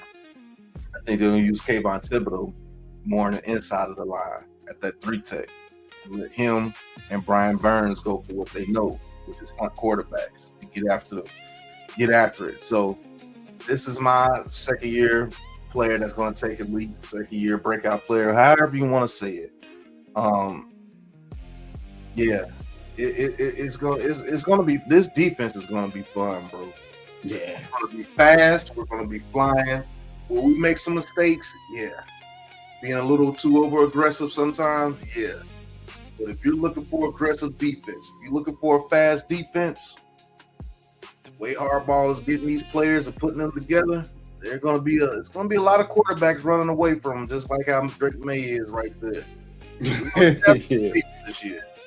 And I think this guy's going to have a really, really great fun time this year playing football. This might be Carter's breakout year. I'm telling you. I can see it. But that's my guy, man. Second year player, take a leap. Obvious choice, Mr. Abdul Carter.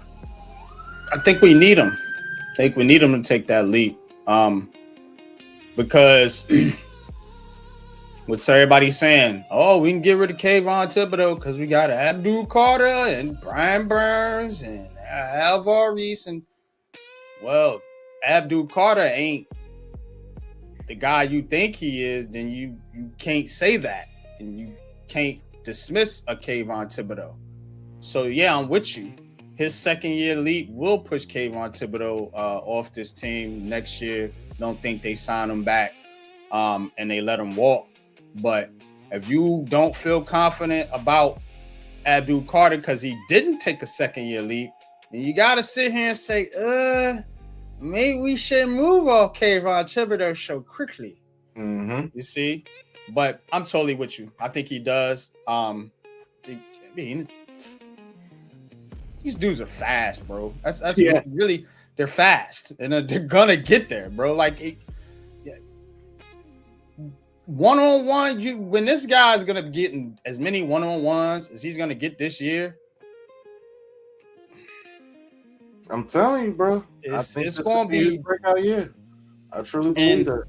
And I think he breaks out because they are going to put more emphasis on Brian Burns because how Brian Burns went ape shit last year. So we ain't going to let this 16 and a half dude beat us again this year. We're going to have to let these rookies prove that they're about something. And he's going to get that one coverage, as is Arvell Reese and Kayvon Thibodeau, Tremaine Edmonds, and all of them. And the boys up front, they're going to get one-on-one coverage. I'm telling you right now, because they ain't about to let Brian Burns cook. Brian Burns is a monster. They ain't about to let that dude eat him up again next year. You know, another reason why I say that he can break out is because the defensive tackles that we signed. Now it's not, the onus is not all on one dude. And Dexter, as great as he is, that's a lot of pressure to put on one person. So we got big boys like Shelby Harris and DJ Reader in there. DJ Reader is taking 2. Shelby Harris is showing that he can take 2 at any time as far as getting blocked. So if you got those big boys up there doing all that work, this dude's going to be slipping through cracks and coming in there hitting people immediately, holding it. Man, this defense might be fun as hell to watch this year, bro. Harbaugh was not. I told you that he was going to do that shit. I said, look. He's going to get about 5 defensive tackles, and he's going to make sure that people are fresh all game long. That's how we used to do it. And so, bro, you got Carter to come at you. Thibodeau can come at you. Burns can come at you. Reese can come at you. Edmonds come at you. Do people understand that the Giants invented this type of defense? Yeah. Literally. We witnessed it, bro. With the NASCAR package. Steve Spagnuolo invented positionless defense with the NASCAR package. That's a fact. It was not heard of before, having all those edge rushes out there like that. So anybody else you seen do that throughout history from that point was copying the New York Giants style. Now we coming right back to where it all started, and guess what? You bringing a coach in that's about that because he learned the same shit and did the same shit in Baltimore. That's why why you think they came over here talking that positionless defense crap? Yeah. You know, well, it's not crap, but that's why they was talking it because what it really is what it was really called was the NASCAR package. Now everybody's calling it positionless defense, you know, but that's what it was. You know, because when you talk about positionless defense, you're really talking about your front 7, not so much your back end, even though you could swap safeties down, strong safeties or whatever, but and nickel corners, but it's really your front 7 where you can put those dudes at linebacker, tackle, and edge or wherever. We right back there, bro. Right back to where we started. That's a fact. But all right, let's get to I'm going to switch gears here, and I'm going to go to Little Known Giants. Little Known Giants segment that I got here, and we just want to talk about some of the guys that you don't look. Giants got a 90-man roster, you know, and as Giants content creators, you know, if you're really taking this serious, you looking up and down that roster, and you should know these players. You know, I did a couple. We did Bull Collins, who I think got cut after poor guy. But I did the linebacker Zaire Barnes. 2 guys on the back end of the roster that are actually fighting for roster spots. But the guy I'm gonna bring up today is a guy that has a roster spot, man, and people just don't talk about him or really acknowledge that he's on the team. But I do believe he's an important piece. So let's do this. Let me bring a beat up and let's get into Lil Known Giants. All right. I don't have a switch for this. Whatever, don't matter. It don't matter. I thought I had. God damn you, NYG. All right, whatever. We got it. Chauncey Golston. So let's bring it up. Chauncey Golston. Look, man. Chauncey Golston is the backup. I think D tackle to what's my man's name? Roy Robertson Harris. There you go. We got it right. So yeah, he's the backup 3. Also showing him as a backup outside linebacker as well. But I think he slides more down into that 3 tech position right there. You see his games. Actually, 74 games with 17 starts. Those is Dallas Cowboys numbers right there. So just add 1 sack and 10 games to that. But so 10 sacks, 151 tackles, I believe, and 10 sacks. So depth, right? Ain't we been talking about depth? So remember, Chauncey Golston came from the Cowboys. And that's why you're seeing his Cowboys numbers right there. But, dude, 6'5", 277 out of Iowa, of course. That last year with Dallas in 2024, dude had 5.5 sacks, 56 tackles, 8 quarterback hits, and a forced fumble. So, like I said, Giants defensive line was stacked last year, and it's even more stacked this year. So last year, didn't get in a lot of games, 10 games, 1 start, 1 sack, 20 tackles, and a quarterback hit. Chauncey Golston is good depth on that line, and I want them to put him down, like you said, at that 3 technique, at that 3 tech, and not have him as a backup outside linebacker, because you got enough of those, I believe, as of right now. Because you got to remember, the Giants also have this dude, Caleb Murphy, Sam Roberts as well. And as you guys mentioned, Darius Alexander, who can play the 3 as well, the 3 tech as well. So I think when you add him to that group and you just leave your outside linebackers like they are with Thibodeau, Carter, Edmonds, McFadden, Reese, Burns, so on and so forth, I think you kind of maximize your depth more, because you got Chauncey Golston to come in with Shelby Harris, with Roy Robertson Harris, with Alexander, man. And I'm telling you, not a slouch. Everybody was hyped for this dude when he came, not super hype, but everybody was like, yeah, man, you got Chauncey Golston, man. It's a good edge rusher, good depth, whatever. But the Giants be asking dudes to come in and be like the man. Don't look at him like the man, but look at him as a piece to where if something happens, remember you got this guy.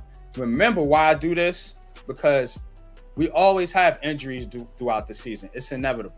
I can't say who's going to get hurt, can't say how they're going to get hurt, and I can't say when, but I can say is that when it does happen, you can count on a guy like Chauncey Golston because he's a veteran in this league, and despite being a veteran, I think he's only 28, still an under 30 guy. So to have a young guy, a young vet on your team like that with experience, I think is important. And if you have to, Burns goes down for a couple games or anything like that, or Carter or somebody, or maybe you need to give Shelby Harris or Roy Robertson Harris or somebody, one of the Harris brothers, a rest. You could put Golston in, and I definitely think he's solid. Not going to wow you, of course, but he's solid, and it gives me just even more confidence when I see guys like this, guys that were starters. Remember, this guy was a starter. You know, he started 13 games in 2024 for Dallas. Came here, he only had to start one game last year, but this guy can start for you if needed. Don't want him to be your number one starter, but he can start for you if needed, and I do think that's important. What is your thoughts on Chauncey Golston, Pat, as we talk about some of the little known giants here? I think Shelby Harris is a very good Chauncey Golston. Yeah, man, Chauncey Golston. I said Shelby Harris. Looking at a comment, but Chauncey Golston, he's a very good depth piece for us. And which is crazy because we've gotten so many people that this dude is like buried. Because remember, we got Leaky Fotu, Darius Alexander, then it's him, then it's Andrew Reader, a bunch of other guys that, man, this is crazy, man. A guy like him could be on the roster bubble. Let's just keep it a buck. Yeah. Unless he finds his way as like the fifth edge rusher that we have, because he's going to be behind Avril Reese. And let's keep it a buck. Jack Kelly has experience at edge rusher too, so Jack Kelly can get in there and rush that passer as well from that linebacker position. So this is, I mean, it's a good problem to have. It sucks for him because I actually think he's a good player. Mm-hmm. So, man, let's see what he can do. And it's not like he's trash because he's one of the top 3 techs against the run when he was with the Cowboys. When they put him at 3 tech, that's when he shined. Yeah. Now let's see what he can do. But little known Giants, little people do forget that he is actually a New York Giant. He's actually a New York Giant, and he's actually a guy that had the potential to start for you. You know what I'm saying? So again, it's not a decent contract too. Signed third, yeah. So let's keep it 100. You know what I'm saying? Remember, you signed him. You signed Roy Robertson Harris last year to add depth to your team, but you were signing those guys to kind of be major pieces. Mm-hmm. Right now, neither one of them is going to be a major piece on this team. You got so much depth on that defensive line, so. Yeah, having him as a good backup is fucking fantastic. Never wanted to see this guy be my second edge rusher though. You know, no. I wasn't I wasn't on that. That's why they went out and they got the linebackers they wanted, because now you can actually put this dude on the defensive line where he belongs, and I'm with you on that. But let me know when you're ready to get to your film review. And then we're gonna close out with Inside the NFC East. All right, so we're gonna be talking about one of the guys that NYG mentioned earlier, Mr. J.C. Davis, left tackle / left guard for the New York Giants. We drafted in the 6th round, and we're gonna see exactly what John Harbaugh sees in this kid and see if he can actually do what NYG wants him to do, and that's push John Ryan out the door after this year. Save that couple of $1 million, that $9 million that we can save by doing that. So we're going to go to the Big Pass Game Plan. We're going to talk about Mr. J.C. Davis, man. So we'll go to a quick commercial break and let's get into Big Pass Game Plan, man. Let's go. Let's get it. Here we go. Yo, if I'm hawking you like a bird, it ain't cause I respect you, God. It's because I'm trying to find the perfect place for me to shit on. Niggas hear about me and discreetly set up a date to meet me to see if they can defeat me. So I ain't ready to let no motherfucker eat me. That's why you find little pieces of MCs in my feces weekly. You can't beat me, you can't control or delete me. Nigga, you can't even shine on a song that features me. Slippery saliva keeps my delivery tighter, enabling me to outmaneuver Russian MiG fighters, launching missiles at whack rap artists like they was targets for coming abroad and market with that garbage. From downtown Newark to South Orange, niggas is paying homage. I batter you for anything you own worth pawning. Rap and snap at your ass crack like bear traps. Contaminate your air sacs like tear gas. And I swear, black, you try to batter me, you won't last. I turn your ass into the artist formerly known as gay ass bag. Blow you to ashes with my tactics. Strip you naked and make you hug a cactus, you bastards. From the how can I be down conference to the Gavin. Whack MCs get slapped in their faces for rapping. For absolutely no rhyme or reason I start beefing. Spitting words is faster than Puerto Rican speaking. The keys for me to make an example out of somebody you respect. And that'll discourage you from trying to test. Whoever ain't nice enough to rhyme with me should surrender their soul and combine with me. Or die violently. I'm trying to be a millionaire before the year's up. Hungry like a dog with his ears up. This little nigga with heart from North Newark. The only thing faster than the speed of light is the speed of dog. With the jaws of a great white shark, I rip you apart. My state-of-the-art lyrical lasers is razor sharp. Splattered the brain matter of my enemies with the same bullet trajectory. The murder John Kennedy in the back of the cranial. Welcome to the Aboriginal Sports Network. 90 minutes of heat, 90 minutes of lyrics. Big Pat's Game Plan. This week's key matchups. All right. So we are talking about Mr. J.C. Davis. Got a little bit of film for you guys. And just to show you guys exactly what they are seeing in J.C. Davis, man. So we're going to go. Let's see. Playback speed. Let's 0.8. All right. So this is going to be J.C. Davis right here. To the right on your screen here, and we're going to see exactly what the New York Giants see in him and why they picked him up in the 6th round, and you're also going to show why he went into the 6th round a little bit here as well. So let's go ahead and get it to the play. You see, he gets out pretty quick. Gets out quick, but a good person, a good edge rusher, they can beat him to the inside with him trying to get out there so fast like that. But they engage, gets him, you're not going anywhere. If you run straight into him, you're not going anywhere with this kid. Like, he's strong as an eye. And he has quick recovery speed to recover if you do get to beat him on certain situations. So here we go again. Number 0 again. Gets out, puts his hands on him. You're not going anywhere. Where are you going? If you allow this man to put his hands on you, you're not going that. You're done. Don't do that if you're edge rusher against J.C. Davis. You're done.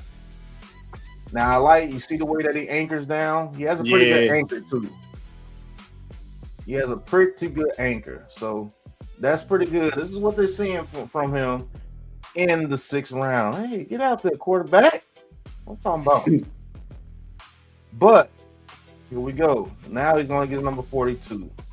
Now, you see his kick steps, which is cool. That's what we try to get Evan Neal to do. 1, 2. All right, on the 3rd one, puts his hands on him, but look. Whiffs. What do we say about lunging? Yep. You know what I'm saying? 1 kick step, 2 kick step, trust your feet. Set, get balanced, don't lunge, because they're gonna just go right there, right in between. Yep. And that's why he has to work on some things, That's why right there. All right. Got another play coming up. Now you see how quick he got out there to get that block, which is pretty good. He got out there pretty quick. 1 lunge. Yeah, you really only took him 1 lunge to get out there. He is working number 0, I'm telling you. But work number 0, and you're not. That's the edge rusher from. I think that's Brown, ain't it? Brown or is it Moore? Moore. There you go, Moore. Yeah. Yeah, he's working Moore over out there. So he gets his hands on you, it's a wrap. All right. You see him step. All right. Now you see there. Is Moore 8 or 0? I have to see, because Moore, I think. Now, even though he has large arms and large hands and long arms, he tends to let people get in his chest as well. And you see how he got in his chest? So bull rush. Can he withstand a bull rush in the NFL? That might be. I think Moore might be 8. Okay. And yeah, you see there? So, and he got his jersey grabbed. He pulled him down because you're off balance, and he got pulled down. And now I'm past you. Now I get a hit on the quarterback. Still completed the pass though. Good catch, 80. So yeah, I think Moore is number 8. And yeah, you can see, got his feet set. Now he's late on picking up the stunt. These are the things that they're going to be practicing on in training camp. This is what training camp is for. Yeah. This is why John Runyon is still here. Because if he was doing these things correctly, he would have been hired in the 6th round pick. Exactly. And the Giants would be saying, look, Runyon, we're going to save $9 million, let this boy get in there. But he's not ready. And this is Giants conversations. You have to have true conversations. He's not ready. He's not ready to be the starter. Nah. You know what I'm saying? He was very late picking up the stunt right there. You're going to get Jackson Dart cream. Yeah, 8 up. 8 up. So if you want true film evaluations, you come right here to Giants Big Packs Game Plan on Giants Conversation. We're going to go through another play here. Now you see, he's a little bit late getting the number 78. When it comes to getting downhill, can't hesitate that much. Even though he didn't affect the play, that's Dexter Lawrence or somebody. He's getting through both of them. Yeah.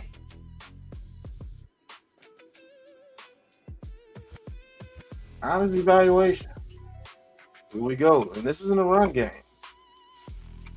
Now you see there, holds him up, pushes him out. Now he did very good right there. He just let him run past. You know what I'm saying? Run him right past the quarterback. That running back got the business. Yeah, that running back. That's Barr. He got the business right there. But yeah. 34, he did his job there. I trust him more in pass protection when it comes to actual speed rushes and pushing them away from the quarterback. But guys that got spin moves or rush moves, I don't trust them right now. So what do you notice right here? His man is in front of him running towards the ball. He's running behind him. Can't do that. Nope. I need you to get your big behind out there. Number 74. Yeah, I need you to get your big behind out there and put somebody on their ass.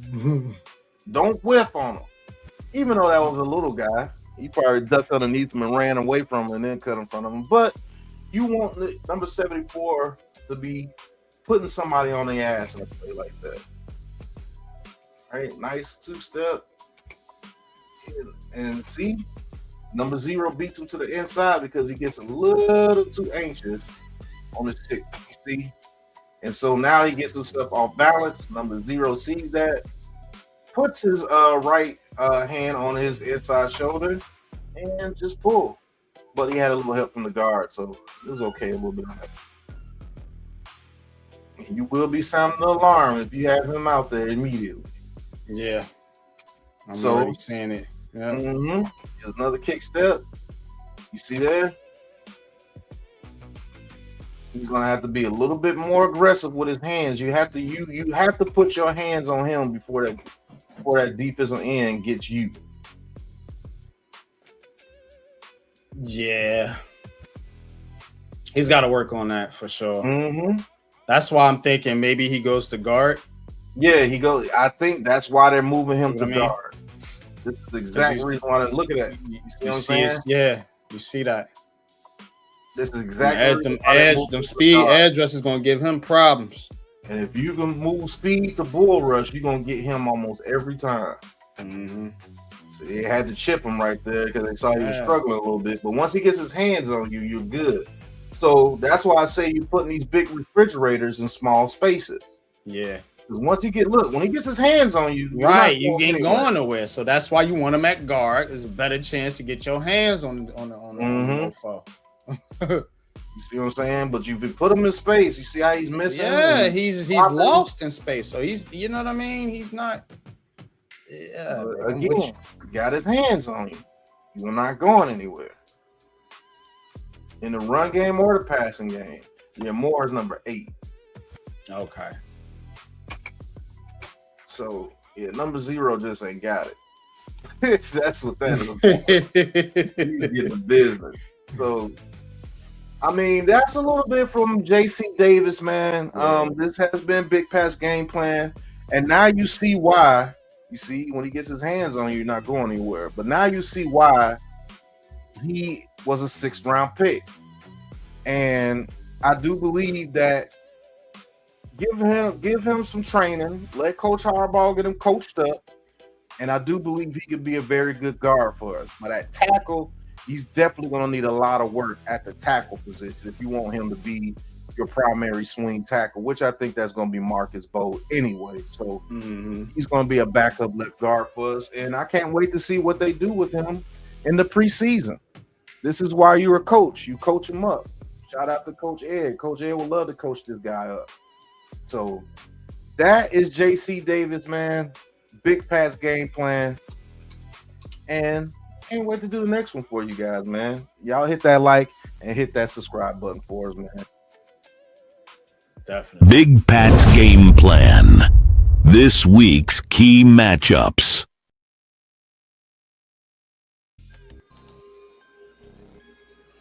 All right, man. So let's get into the NFC East, man. We're going to dive into the NFC East, man, and see what is going on in the NFC East, man, because that's our division. This is Giants Conversations, but we got a lot of dealings with this NFC East division, man, and I think this division going to be rock solid this year. It is going to be a fight, and to be honest with you, again, I'm a Giants fan thick and through, but it's something in me. I just love to see the chaos with the other teams in the division, man. You know what I'm saying? So let's get into Inside the NFC East, man, and we're gonna get into our division rivals. Let's do it.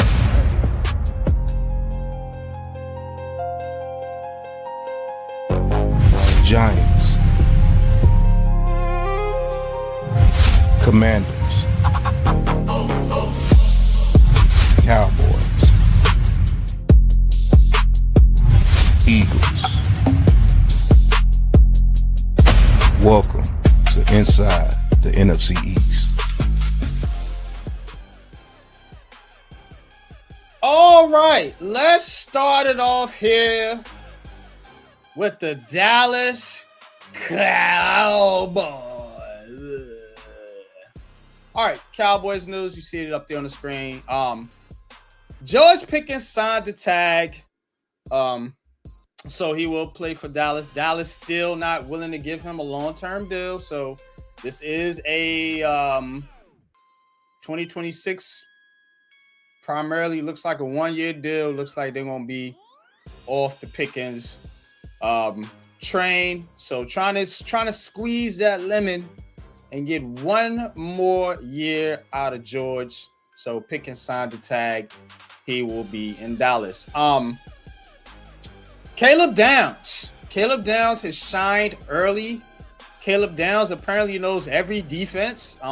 From the reports down there in Dallas, he's picking things up well. He's definitely going to be a green dot player for them, and they're going to need that help in their secondary. Cowboys looking for upgrades in their secondary still, despite the Caleb Downs. Despite that they still got Kobe Durant, Deron Bland, and Siobhan Revel. And you got Hooker and Thompson back there along with Downs now. So Cowboys still looking. I think Kenny Moore from the Colts got cut. Cowboys looking possibly to bring him in to help out that secondary. So Cowboys still a little shaky back there in that secondary. Also running back 2 RB2 questions for Dallas. It's Jaden Blue. Jaden Blue didn't give them a lot last year. Jaden Blue did not give them a lot. Of course, you got Javonte Williams out there, and they're saying Jaden Blue needs to earn that RB2 role this year. He did have the 16 rush game, 64-yard touchdown game against the Giants. But outside of that, he didn't do anything. Of course, that was a garbage game anyway, in which the Cowboys lost. Javonte Williams, not a lot back there. Not a lot back there for Dallas. You're looking at Phil Maffa, Malik Davis, and Jaden Blue. So questions about RB2, which is why I thought they might have been in the Jeremiah Love sweepstakes, but didn't turn out to be.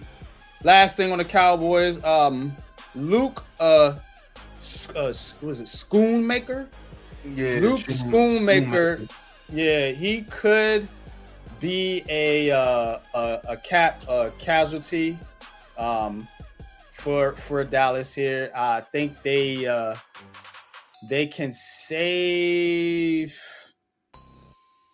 They save like 1.6 million. Or is it 6 million? Yeah, or whatever. They're gonna save 1.6 million if they cut him, but he just hasn't popped. He hasn't really popped for Dallas, and they still got Jake Ferguson over there.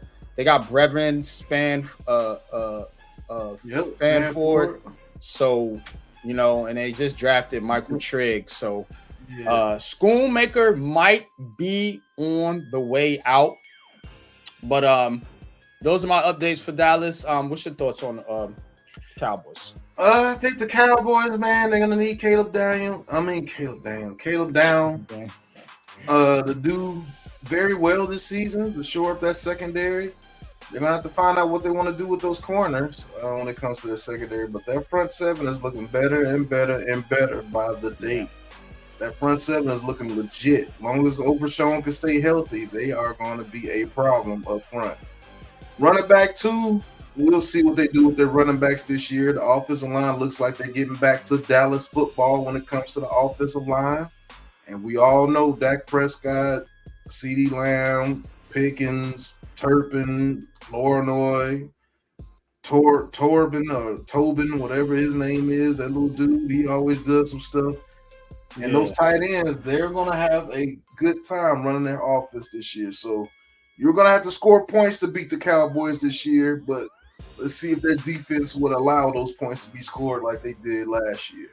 We'll see. But I think the Cowboys are going to be a good team this year. Yeah, unfortunately they are. All right. All right. This is a team though that might have some problems on seriously. AJ Brown. So there's a twist here now. Apparently the Green Bay Packers are getting involved in this thing. The Green Bay Packers may be getting involved. And the reason is,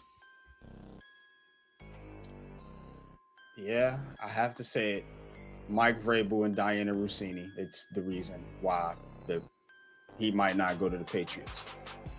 Couple things here. One, apparently the Eagles want Kayshon Boutte involved in the deal, which Patriots ain't trying to do. Why would you? Second, there is some concern that if Vrabel's not there, AJ don't want to go. So if there's some questions about Vrabel and what's going on with that situation, it might make that deal a little bit harder to complete because the expectation is they're getting AJ Brown for Mike Vrabel. And there's another twist. there's rumors that if they fire Vrabel, Mike Tomlin could take the job. So, yeah, a lot to unpack there. That AJ Brown thing is still hanging over Philadelphia right now, and it's kind of crazy because everybody thought this was a done deal, but it might not. You see what I'm saying? It might not be so done. Yeah, a lot of turmoil over there with the Eagles. Speaking of turmoil, Nick Sirianni. Nick Sirianni is under pressure. Report here by Heavy. It says Nick Sirianni put on notice ahead of the 2026 season, and it reason is it's a make or break year, and he's fired coordinators in damn near every season. So now they looking at you, buddy, like, okay, you keep losing these coordinators. You can't keep coordinators. Are you picking the wrong coordinators? So what's going on here? Jalen Hurts is a big part of that. And the offense that they're going to be building there with Sean Mannion, if it don't go well, you could see Sirianni out. And I do think that is a real legit possibility. And then there's Cole Payton. Cole Payton, the quarterback that they took. What school does he go to, Pat? Slipping my mind, buddy. Cole Payton. Yeah, North Dakota State. Cole Payton, quarterback, 6'3", 233. He is a lefty, but they're looking at this kid as a Taysom Hill kind of comp. You know, runs a 4.45. You know, so he's got decent speed, and because they got all these quarterbacks. They got a bunch of quarterbacks. You got Hurts, you got Tanner McKee, you traded for Andy Dalton, and now you got Cole Payton. So they trying to get something or somebody, I believe, where they can do those trick plays, and they need to add more to their offense. I think that's what the Eagles are trying to do. I'm just gonna be honest with you. They're trying to add layers to their offense because it's bland. And if you get rid of AJ Brown, it's going to really be bleh. So, like, you're going to have to get creative. So look out for Cole Payton packages over there with the Eagles. And last thing is they need safety help. Remember, they lost Reed Blankenship, and because they're looking at Kenny Moore as well. I think all the NFC East teams are looking at Kenny Moore, from what I've been gathering. That is the corners out of Indianapolis from the Colts. And the thing is, can you convert him to safety? Because they don't trust their strong safety spot right now, the Eagles. They got Marcus Epps, Michael Carter the second. They drafted this Cole Wieniski. Yeah. And they got Andrew Makuba, who they like, but they don't like the other guys. So the Eagles looking for safety help. Of course, you know, they got Mitchell and Rick Woolen and Cooper DeJean out there as well, but they're looking. I think they want help in as safety, particularly strong safety. And yeah, so that's it for the Eagles, man. But they got a lot going on over there, man, with Philly, man. What's that Philly fan in there, man? I'd like to hear from him, man. What's your thoughts on this team right now, man? Because when I do this, I actually go in and do research. I'm just not like, I'm looking at what's going on with these teams, and it's that was Cannabis rapping, but yeah, what's your thoughts though on the Eagles? I just hope they don't keep AJ Brown, because it could be a situation where they keep him. Yeah, it could really happen. And if they got him, and if he's on board with him, Smith, and the boy Kyle Lemon, it's gonna be a problem with Barkley. Yeah. But the whole Cole Payton Taysom Hill comparison, I can see that. I don't know if he's gonna be as good as Taysom Hill, but that's the role that you will play with him. Nick Sirianni on the hot seat. Very, very, I think it's very true. And they do need some safety help, and I think they actually need some corner help. Because when you're able to run the ball, those boys get exposed. But if they're able to get to you and make you one-dimensional, then that's when they start balling. But we'll see. But the Eagles, yeah, definitely got to get AJ Brown out of there, man. Yeah, man. So last and probably least, to be honest with you, is I don't like this team. I'm not picking on the Commanders because we're Giants fans, so all the NFC East teams are rivals. But just looking at this, because what I try to do, I try to look at things objectively as possible, meaning without Giants bias in it. I don't like this team. All right, let's start with Stephon Diggs. So they're looking at Stephon Diggs now. And Stephon Diggs, you know, he got them charges up off him. He got acquitted or whatever. So he's from DC, he's from Maryland, Gaithersburg, Maryland. So there's rumors of him possibly going there because you know why, Pat? Because their number 2 receiver is Antonio Williams. And that's my next thing. They got huge expectations for Antonio Williams right now. That's crazy. Antonio Williams, 2nd-round draft pick. He's 5'11", so slot guy. And you looking at what the Eagles and Giants, even Dallas is doing when they bringing in these big corners, these physical fast linebackers. I don't know, bro. I think they're going in the opposite direction of the other teams here. But there are huge expectations for Antonio Williams. He is a good receiver. Don't know if he's going to be in and become the number 2 besides Terry McLaurin, who himself has had a down year last year as well. I know because he was on my fantasy team, didn't do a motherfucking thing. Sonny Styles, there are good reviews on Sonny Styles, so you do have that going on. He fits the part. He is expected to fit the part. Gonna be a green dot dude. And like you mentioned earlier in Giants Convo, we was talking about the 52 numbers. So he has 52 along with Arvell Reese. So it's they putting a lot on him too. You know what I'm saying? They are putting a lot on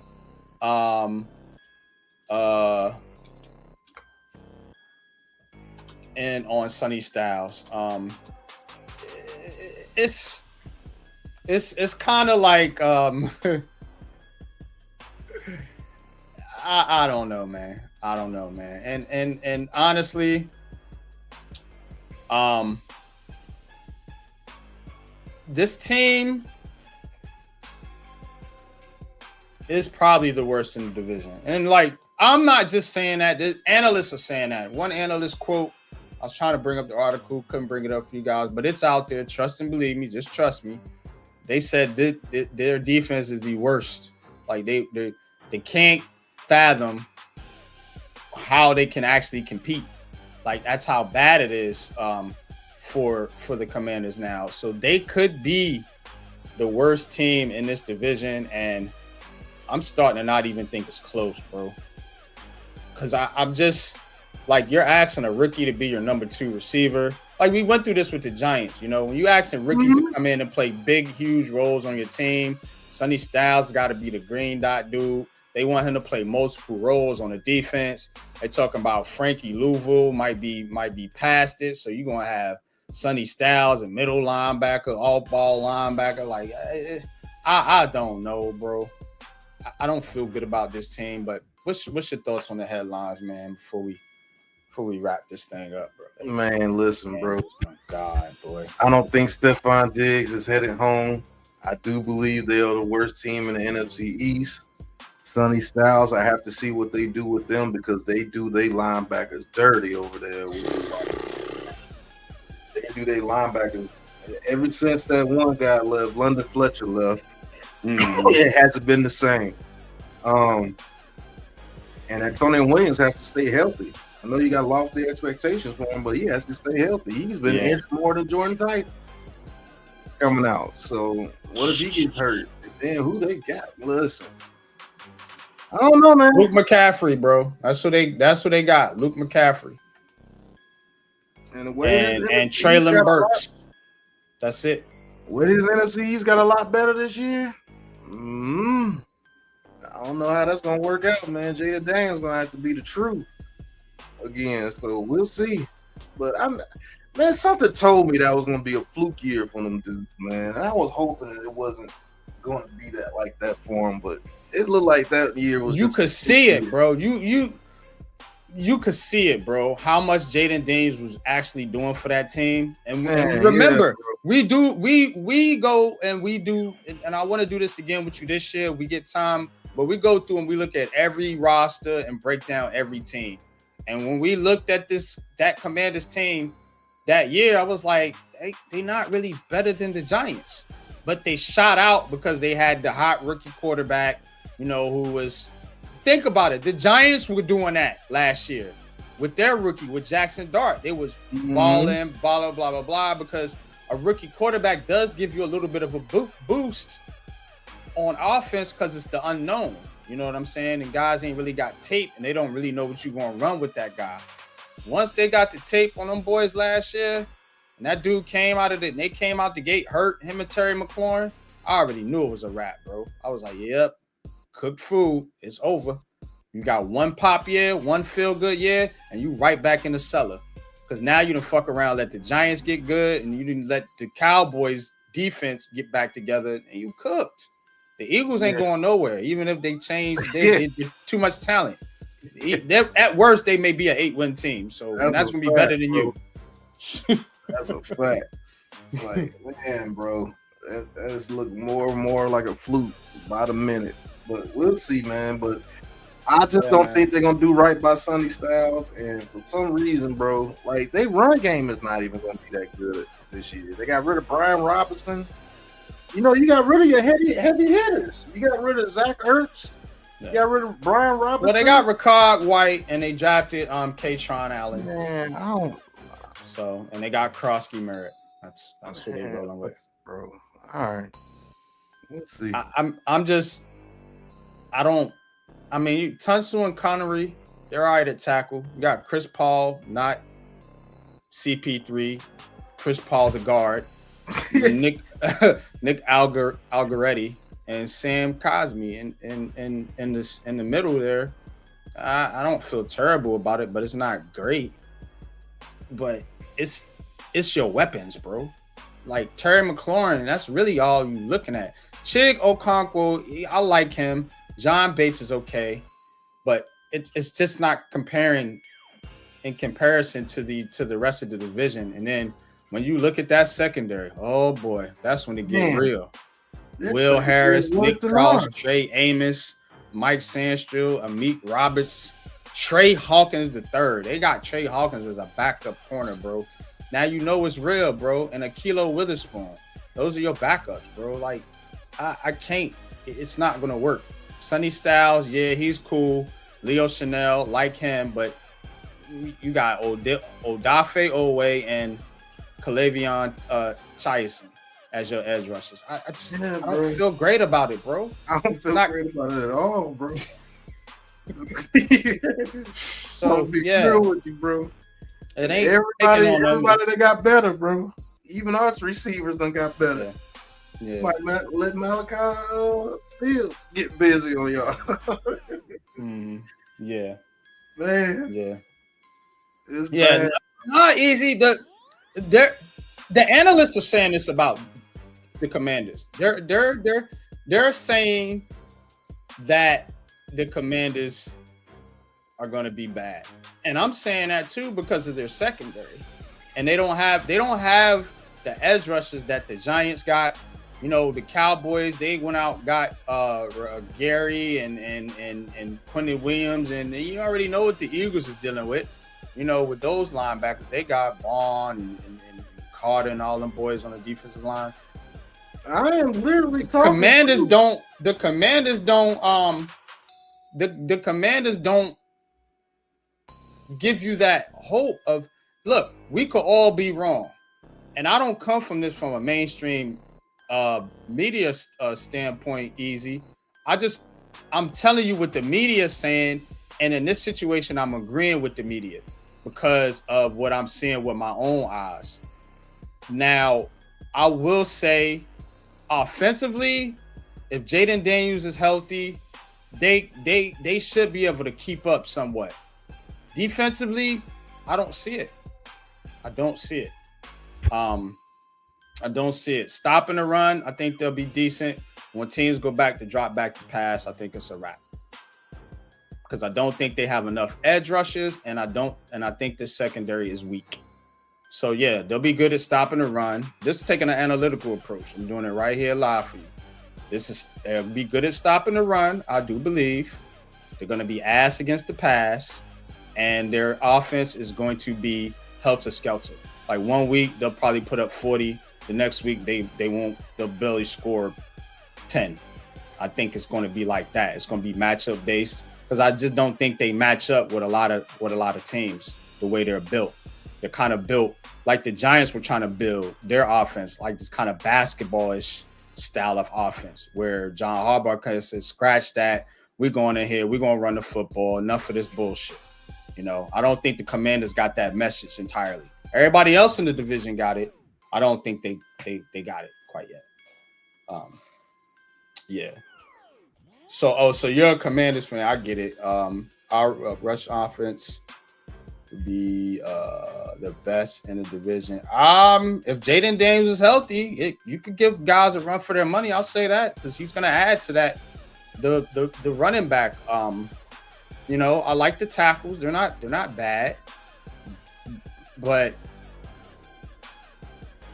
honestly speaking, do you want your quarterback like pushing your run game like that? Because like running back wise, I think you're okay. I don't think you have a guy to be scared of. You know, I think the fear on the team is that quarterback, Jaden Daniels, who I said was the best quarterback coming out in that class. But you got to keep him healthy. But yeah, that's a wrap. Put a bow on this segment, and we'll come back at you next week, man. Y'all tap in for Inside the NFC East, and I promise you, I will take an analytical approach.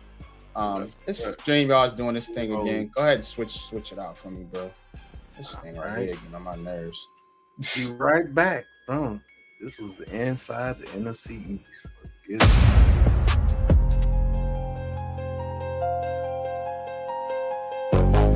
Giants, Commanders, Cowboys, Eagles. Welcome to Inside the NFC East. All right, man. Let's get into a little. Why is this thing fucking doing this, bro? This is whack. Now I can't scroll to get to my music. All right.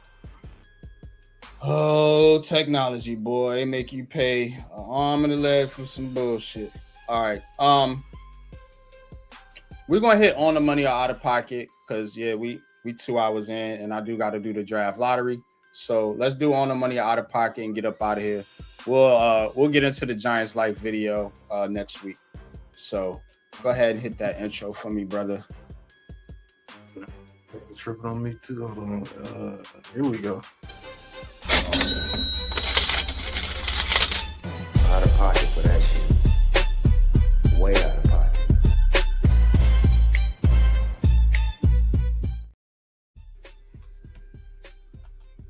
All right, man.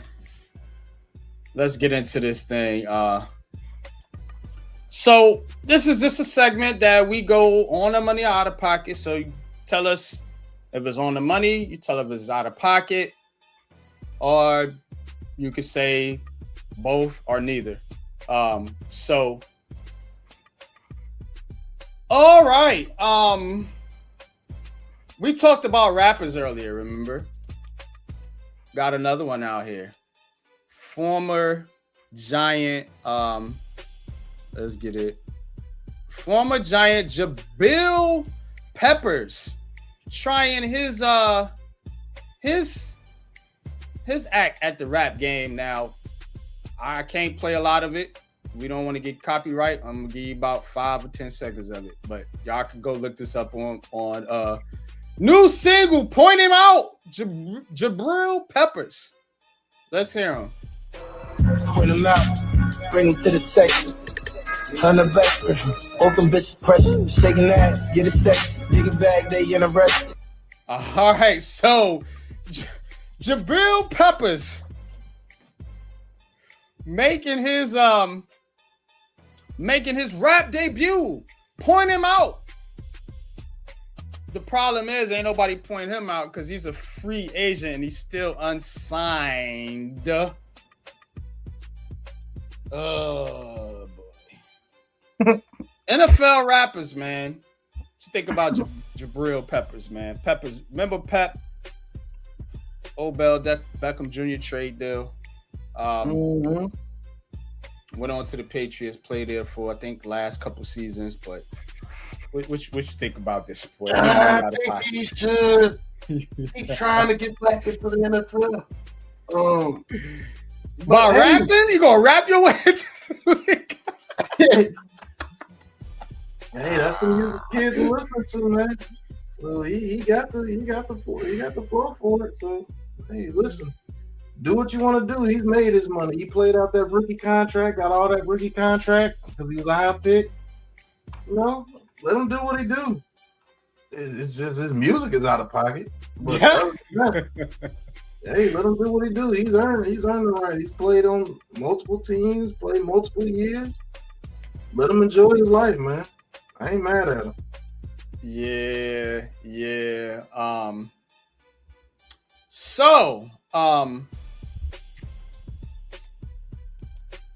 Let's go to the next one. And here, let's see. We're gonna have a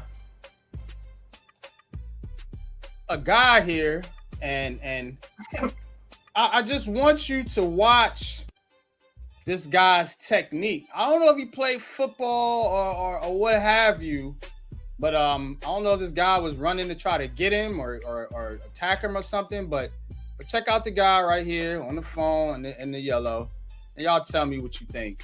Is he on the money or out of pocket with his form here? Court-fed Fred coming out of the Regal Beagle bar. Now he's wondering if the alcohol's kicking in as he spots something off in the distance. And of course, yeah, comes out of nowhere and lands in the perfect spot. Right into the handicap zone. Man, talk about having your head on a swivel. Nowadays, you just never know whether you're going to come out of a bar and get attacked by a... All you're trying to do is take your woman out on the town just for a night at the Regal Beagle. And then this happens. And now it's time to add Pookie to the ludicrous Hall of Fame. Fred coming out. Yeah, so...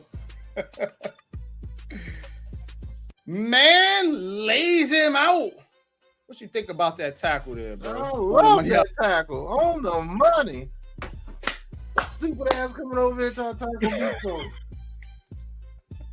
Man. You my cuz out. Yeah. Yeah, buddy. Oh man. Definitely All on the money. All right. So next up, we got Crazy Eyes. Mr. Ben Johnson Ben Johnson from the Bears.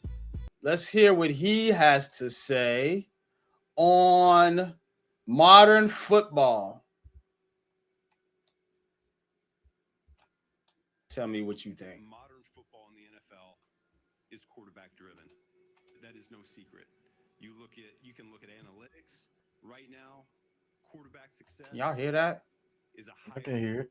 winning and losing than turnover ratio, which has been for 20 plus years. Okay, that's changed. So there's no doubt Caleb played a large component into my decision. He is a phenomenal talent that had, as many quarterbacks do, an up and down rookie year. Where I see my role is as a supporter of him. This offense will be calibrated with him in mind. We're going to build this thing. This is not simply a dropping of a previous playbook down on the table and starting there. No. So I couldn't hear it for some reason. I don't know. This thing is really tripping today.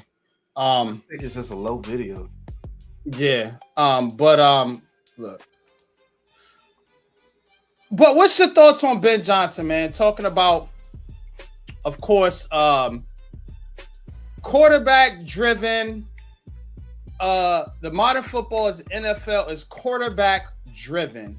What do you think about that? I know you speak out a lot about the quarterbacks and things. That's why I brought this one up to On the Money or Out of Pocket. What's your thoughts on what he said there? I think it's out of pocket. The quarterback is the most dependent position on the field, but he's on the money for what they want to promote. See, they're going to say it's quarterback driven because he's the easiest to promote. So, yeah, he's going to have to go over there to Chicago and promote Caleb Williams and say he's the driving factor to that team, which he really wasn't. It was that defense, and they were just getting a bunch of lucky breaks. And some of it was on purpose, but that's a conversation for another day. So it is a quarterback-driven league. He's correct about that. But when you get to the real nitty-gritty, and these teams are playing, they're based on the trenches. That's the most important part. So any NFL team is their trenches. Because if their trenches suck, the quarterback's going to suck. Let's just keep it a buck. If your trenches suck, your quarterback gonna get his ass whooped. Smoked. And he has to promote Caleb Williams because that's what the Bears have to promote. That's their best thing smoking is Caleb Williams. And for a lot of reasons. So, and if you want to look up the reasons why they would promote him. I'm just gonna tell you that. Yeah. No doubt. You're dead ass. All right. Arvell Reese, bro. Right. All right, we're gonna get to a couple posts here. That's all the video content I got. But I do got some posts here that's pretty out of wild. All right, let's start here with it's all in the name. So Twitter super troll Dov Kilman posted this. I don't know if it's true or not, but it's wild as hell. Look at these two names. Can't necessarily Noah Giga and Noah, yeah. That's his name. So on the money or out of pocket for naming your child Noah and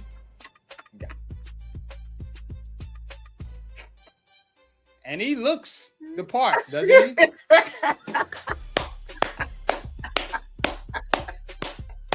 Yeah.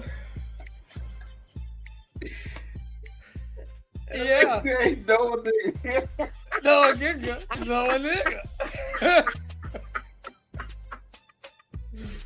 boy. No. Yeah, I tell you.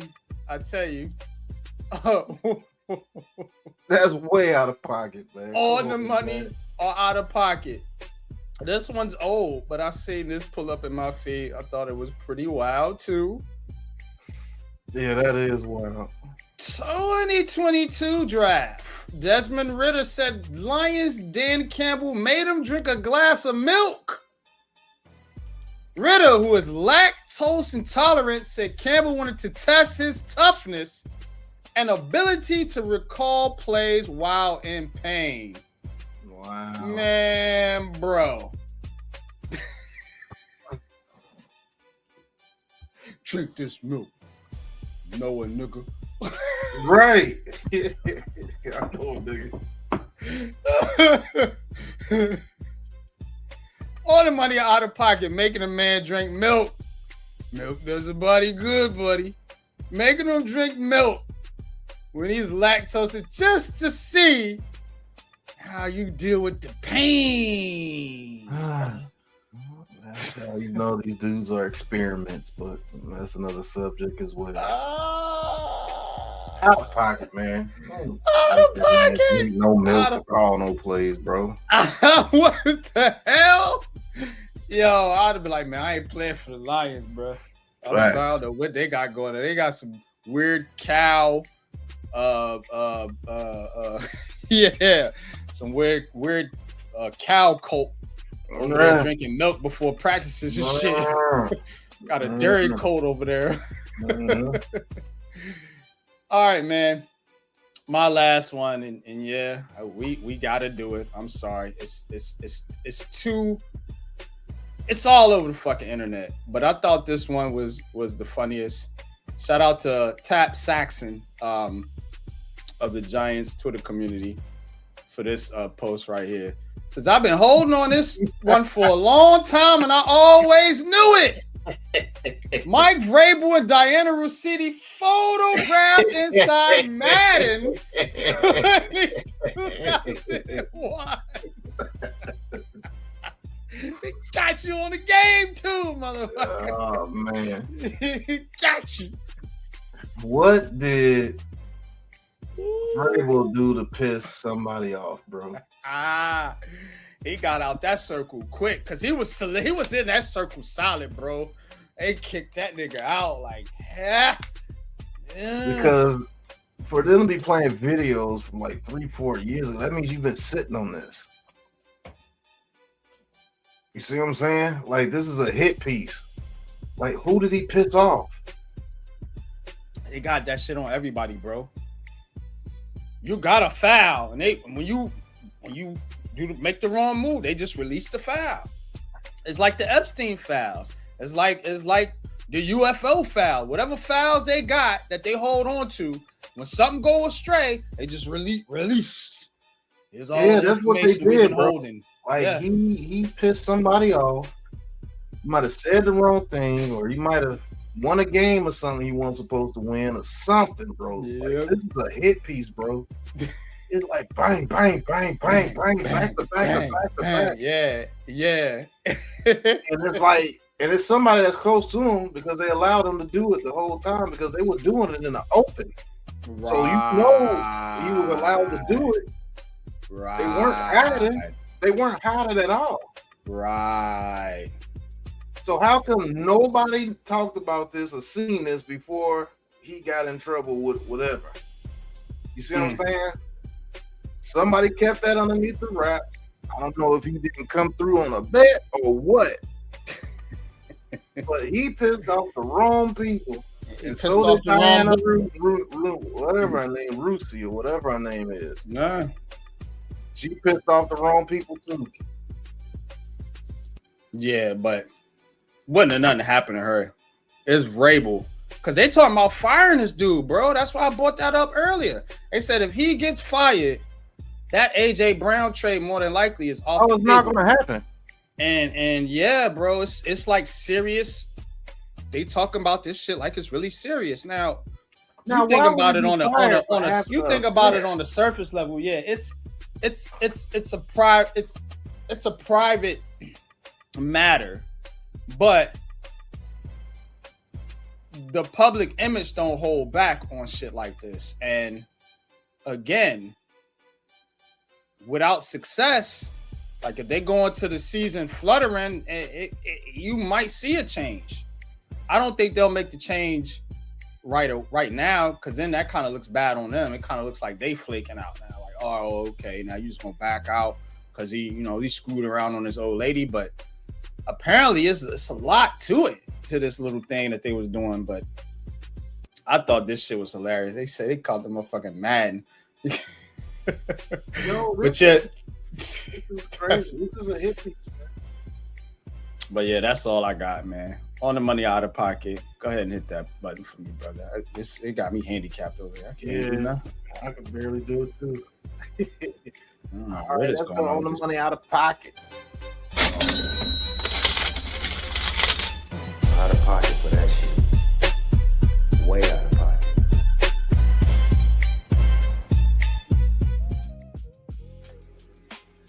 All right, man. We can go ahead and wrap it up.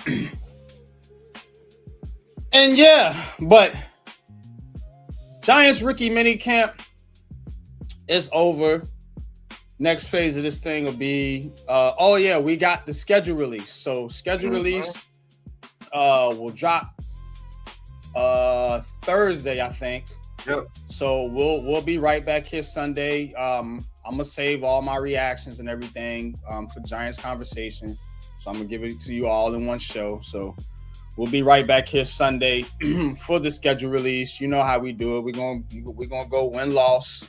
You know, do the usual. See what record they're going to do our pre-predictions before we get into the actual predictions, you know, at the start of the season. But we'll do our pre-predictions of what the Giants record going to be. Look at some interesting games. Look at some games that look at some matchups. You know, I know they got to go against old Dable this year. So we'll be seeing when those games will be played. And, you know, then we can kind of get our schedule together, you know, because we're going to cover everything for you guys this season, as well as Giants Conversation and New York Giants Full Access on Big Pat Sports Talk. That being said, man, dope episode. I appreciate the almost 100 in the chat, man, consistently, 80 to 100 in the chat, man. Thank you guys. We trying to make this one of the best shows out there on YouTube for the New York Giants community. So appreciate your love and support. Truly do. But that being said, man, I think we can put a bow on this one. Marcus Bow on this one. And you know what time it is. Go ahead, take us out, brother. All right, man. This has been Giants Conversations, man, where we come to talk New York Giants football, man. Let's have a conversation about the things that's going on with the team. No bias, no super media things going on, just real dudes, real Giants fans having real conversations about the New York Giants, man. We talked about rookie minicamp. We talked about Fields, one of our favorite picks, NYG's favorite pick of this NFL draft. Gave you a little bit of J.C. Davis of why he was a 6th-round pick and why he has work to do in order to take over for a John Runyon. That's why John Runyon is still here. You see how we do things for you? Giants Convo. We have the conversation. That's the answer.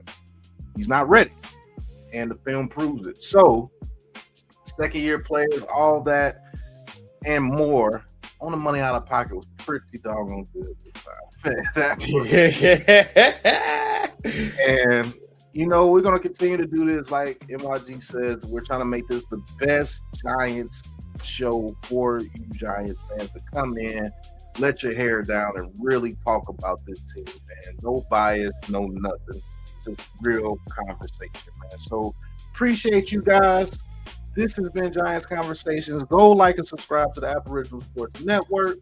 Unpopular Opinion Sports, NYG22. The Big Pat Sports Talk, man. Go like and subscribe to my channel as well.